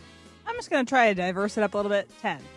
You are glad you did. Oh. 10% is the answer. It felt like 10. It Yeah. felt like it should be 10 because, Yeah. like, math. Okay. So Emily now has the lead. DeAndre, coming to you. True or false? Ireland is actually 2 different countries. In the north, the capital is Belfast, and they use English pounds for money. And in the south, the capital is Dublin, and they use euros for money. Is that true, or did I make it up? Ooh. I'm going to go with false. Okay. Brian. False. Emily. True. Ramona. How do I not know this? I should know this. I think all of the countries of the Commonwealth up there are on the pound, so we're going to say false. Emily's the only one who What? got it. Yeah. It's 100% true. I think you knew. I did. Because in the beginning you said, are we talking about Northern Ireland or regular Ireland? I thought that no one was paying attention to me. Yeah. Also, I learned this because I read the entire book, Say Nothing. Right. That's right. I got this. Yeah, all right. So I watched The Crown. I should know this. Emily has a commanding That's what the English lead. point of view. She is now up 4-2, and she'll have to go first. Wow. But you guys got to try and take her down. All right. There are 2 left, so you have to go opposite of Emily. All right. All right. Okay, here you go. Some of Europe's best surfing destinations are in Ireland because of the rugged coastline on the ocean. What is the biggest wave ever recorded in Ireland? 20 feet tall, 40 feet tall, or 60 feet tall? 20, 40, or 60, Emily? 60. Okay. Ramona, you got to go 20 or 40? I'm going to say 40. DeAndre. Let's go 20. Brian. 20. The answer is 60. And Emily Hebel is like an honorary Irish woman. I do believe I traced back to the Irish and Polish. Okay. My dad's side was from Wales. We'll have one. Yeah. We'll do one more in the tiebreaker just for fun. Okay. Which one of these things originated in Ireland? Okay. All right. A, golf. B, Halloween. C, Christianity. Golf, Halloween, or Christianity, Emily? Golf. Ramona. Halloween. DeAndre. Golf. Brian. Halloween. Halloween is right. Did Yeah. either one of you know that? I think I knew that. I didn't know that. All Hallows Eve or something. I think I've heard I like just thought legends. the leprechaun, they came up with that too, so, makes sense. Celtic stuff. Oh, we've Yeah. kind of already covered the tiebreaker, so we don't need to do Okay, it. well. Emily is the winner. Yeah. Have you won Gaming Games before? I have. All right. I've also I'm really into Kneecap right now, the Irish band that's like singing in Celtic because they want to reclaim their language, and they performed at Glastonbury to the BBC In Scotland. Okay. Yeah. All right. Coming up next, are Sonato and Cap both in today? Do we know? Yes, they are. Okay. So Sonato and Cap will join us for a little super crosstalk, and it's coming next. Mason in Ireland, ESPN LA. Are we ready? It is the Mason in Ireland 21st birthday private podcast party. Saturday night at Hollywood Park Casino. Good afternoon. HPC, go to playhpc.com or follow them on social at playhpc. Saturday night, tickets have been sold out for weeks. You want to win your way in? Listen to Mason in Ireland all week long. They've got Mason in Ireland 21st birthday trivia. If you win, you win a pair of tickets in to Saturday night's private event at HPC. Party, party, all party with Mason in Ireland to celebrate their 21st birthday. Listen for your chance to win all week long on Mason in Ireland right here on 710 ESPN and the all-new ESPN LA app. Disney's Descendant Zombies Worlds Collide Tour. Live in concert this Wednesday night at Crypto.com Arena. A one-of-a-kind live concert experience starring Kylie Cantrell, Freya Scott, Malia Baker, Malachi Barton, Dara Renee, Joshua Colley, and Makana Knife. Live on stage, singing all the hits from the movies. Tickets on sale now at DescendantZombiesLive.com. In a world parched for excitement, one drink will emerge. Twisted Tea, the refreshing thrill ride of flavor. Recreating its classic role as the hard iced tea that goes down smooth. Twisted Tea doesn't just taste like real iced tea, it's made with real brewed tea and a 5% kick of alcohol. Taste the adventure with Twisted Tea Hard Iced Tea. Keep it twisted. Twisted Tea Brewing Company, Cincinnati, Ohio. Please drink responsibly. Adam Schefter here for Vivid Seats, your ultimate destination for all your sports and concert needs this summer. With a game-changing rewards program and an unbeatable selection of tickets, they make it easy for every fan to watch their favorite teams and players in action. Catch every home run and thrilling comeback in person from your favorite seat. Plus, every ticket is backed by a 100% buyer guarantee, giving you peace of mind with every purchase. Visit VividSeats.com or download the app today. Vivid Seats, the official ticketing partner of ESPN. When pain keeps you from doing what you love, Hoag Orthopedic Institute gets you back to you. We are ranked number 18 in the nation and number 1 in Orange County for orthopedic and spine care by U.S. News & World Report. From the surf to the green, our world-class doctors are there, which is why more Californians choose Hoag Orthopedic Institute for orthopedic and spine care more than any other hospital. At Hoag Orthopedic Institute, there is no one better at getting you back to you. Proudly founded by premier physicians in partnership with Hoag. Learn more at HoagOrthopedicInstitute.com. ESPN AM 710 Los Angeles. KRDC AM 1110 Pasadena, Los Angeles. K256CX 99.1 FM Pasadena, Los Angeles. It's the greatest segment in LA sports radio history. Oh my God. When the shows come together for magic on the radio. It will only grow stronger. Super Crosstalk. Are we ready for Sedano and Cap to join Mason in Ireland? Super Crosstalk begins. Super Crosstalk.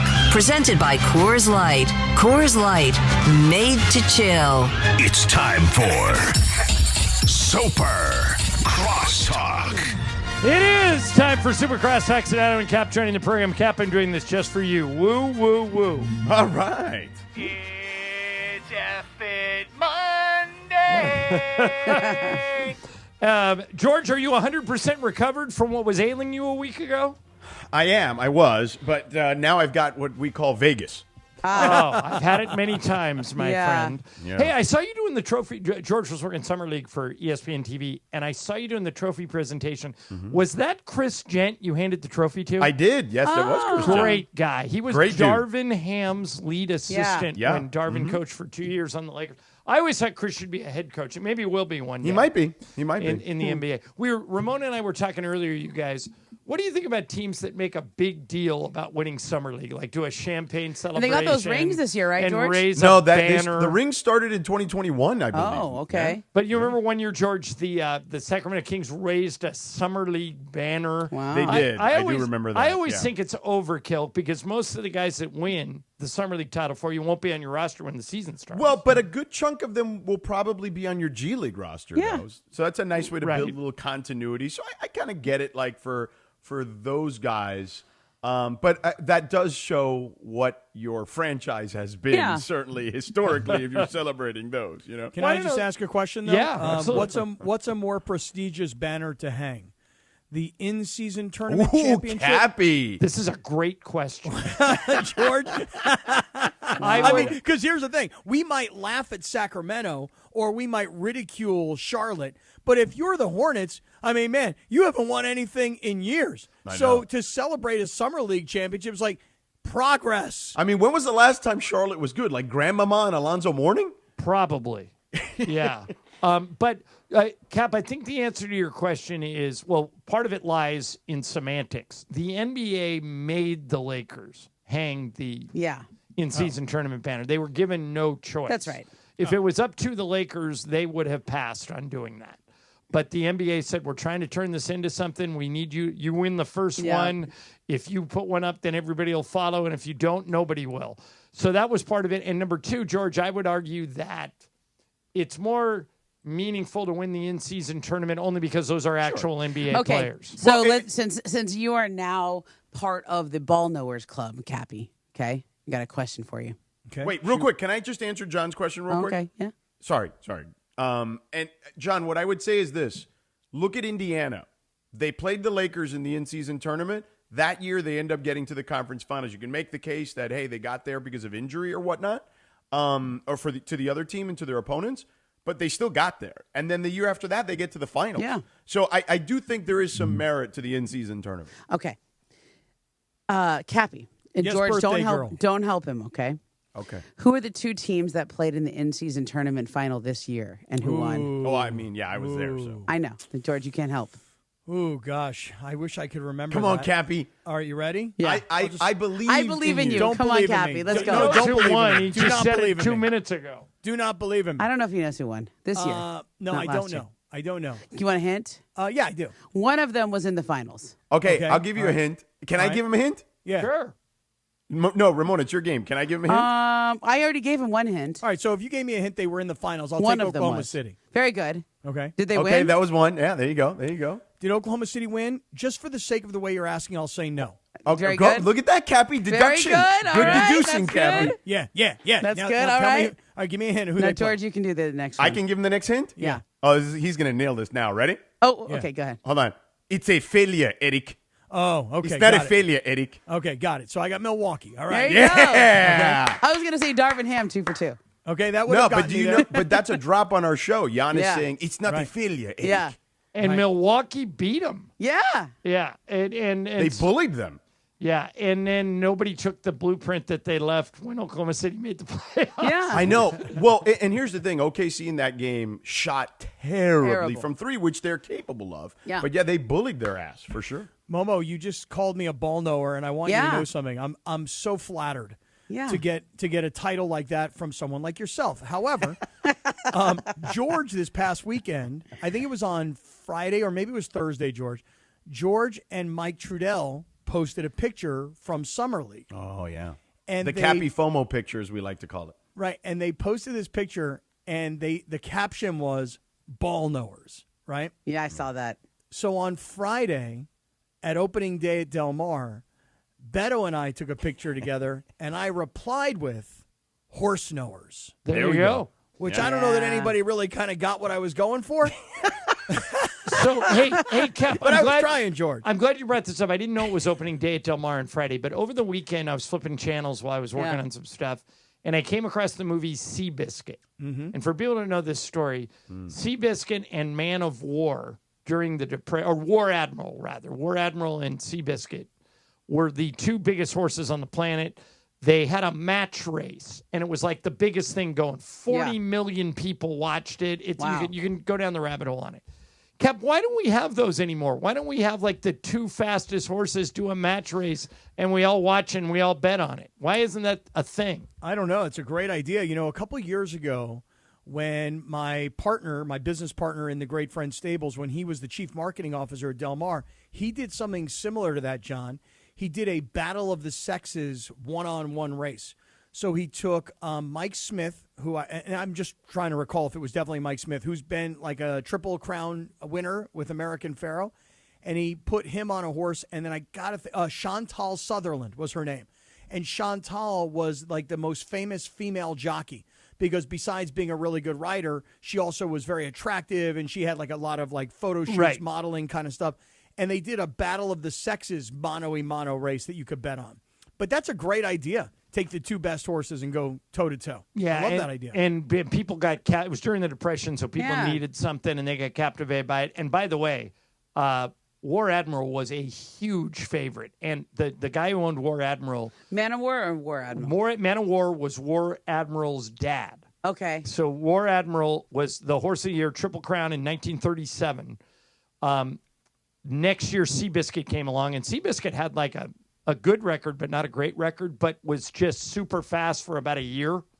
And Seabiscuit smoked War Admiral, like beat him by 4 lengths. M has a theory, though, about Seabiscuit. All right, what is it? Wasn't Seabiscuit like on steroids? Like of course. Just like Back then? totally juiced out. Like you couldn't have a been. winner that Like stands for test over Did 100 steroids years. exist in 1938? Of course. Is this one of your Pumping them with documentaries you've watched or something? Or is it a podcast? No, it's just from conversations I've had with people and podcasts I've listened to. You got That sources? That sounds super true.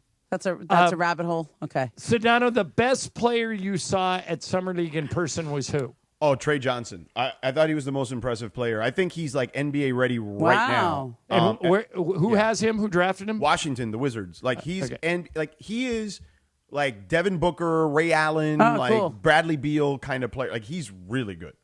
See, I think that's what Summer League shows you, right? That's the young guys who, when they first come into the league, you're like, oh, that's a dude. All right, yeah, that's a guy. Okay, speaking of that, the three of you just tell me, give me your opinion.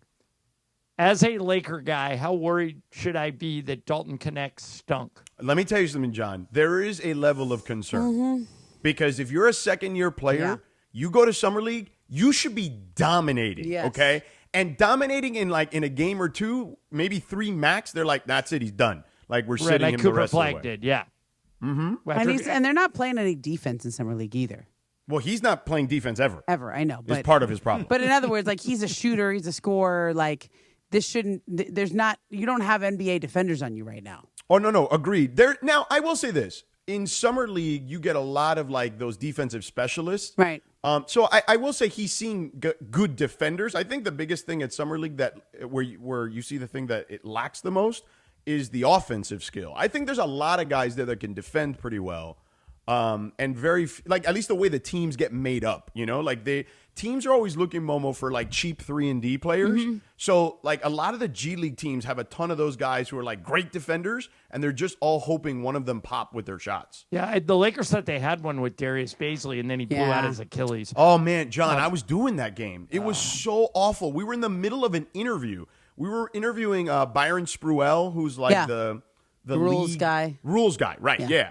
And it happened like as he was talking, and I was just like, oh, my God. So I had to like kind of grab him and be like, and I pointed, and he immediately then mentioned the injury, and like we kind of went to break. But I felt so terrible for him because he was playing so well. Contract, and now he's just like on rehab and on his own diet. Hey, let's get this in here before Supercross ends. Ramona, you said J.J. Watt said something interesting about a half an hour ago. Yeah. I don't know if you guys heard this, but Jerry Jones, unsolicited, came out and said, if we sign Micah Parsons, it doesn't mean he's going to play. He missed 6 games last year. 1 year I made Dak Prescott the highest paid quarterback in the league, and he missed the whole season. So it doesn't mean anything. Yeah, and the Micah Parsons thing was he said he missed 6 games, John, but I think the sleuths out there went and did their homework. He only actually missed 4 games, is the report. I just don't know why Jerry went there. What did J.J. Watt say? So J.J. Watt chimed in, and he said, anytime you can publicly take a dig at your star quarterback and your star pass rusher simultaneously right before the season begins, you just got to take it. Nothing makes guys want to fight for you more than hearing how upset you are that they got hurt while fighting for you.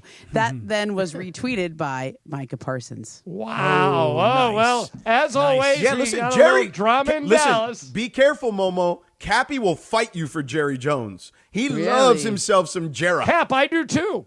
Well, it's only because, it's all purely selfish, of course. Jera, as you call him, Georgie, he's always been very, very good to me. So, I'm a Have Jerry you had the blue label with Jera? I have not had the blue label. He has with Johnny Jera. Walker No. on standby at all times. No, have not had the blue label, but have had many a pregame convo where he's given me the time. He's Now, let me ask you a question. I'm gonna do a Cappy to Cappy. Okay, go ahead. When you see Jerry, yep. Do you bring it in, or does he bring it in? 100%. No way. I don't believe it. Is he 1,000%. receptive? I need video proof of this. Hey, Cap, 1,000%. is Jera receptive to your hug? It is, but I will just say this. Put it this way. He's going to look at me and he's going to go like this. I know you. I don't know your name, but I know you. I don't know how, but truth is, I got on his Christmas card list. Oh my gosh. And I get a No Christmas. way. I need a picture swear of that. to You, You I have to swear have to proof you. of that. No, I swear to you, it's true. That's It's true. amazing. I know it is. I Good. but I want want to see proof I of want to see that. the card. Well, he's right up the road. Wait, does it have a return address on it? I'm not Probably so sure. not. Probably Cowboy Valley Stadium Ranch. or whatever. I want to right. see Cappy at Cowboys camp in Oxnard I would hanging love with to. Jerry. I you know would what? love to. I might know some Cowboys writers, and there's apparently a dinner that they organize every year during this Where for all Jerry- the where writers Jerry and holds report- court? Yeah, let me I'd see love if to I go can to that. find out about I that met for you. Jerry I'd love once to go when to I that. was living in Texas. These Cowboys are Yeah. huge in Texas, and I walked right up to him and said,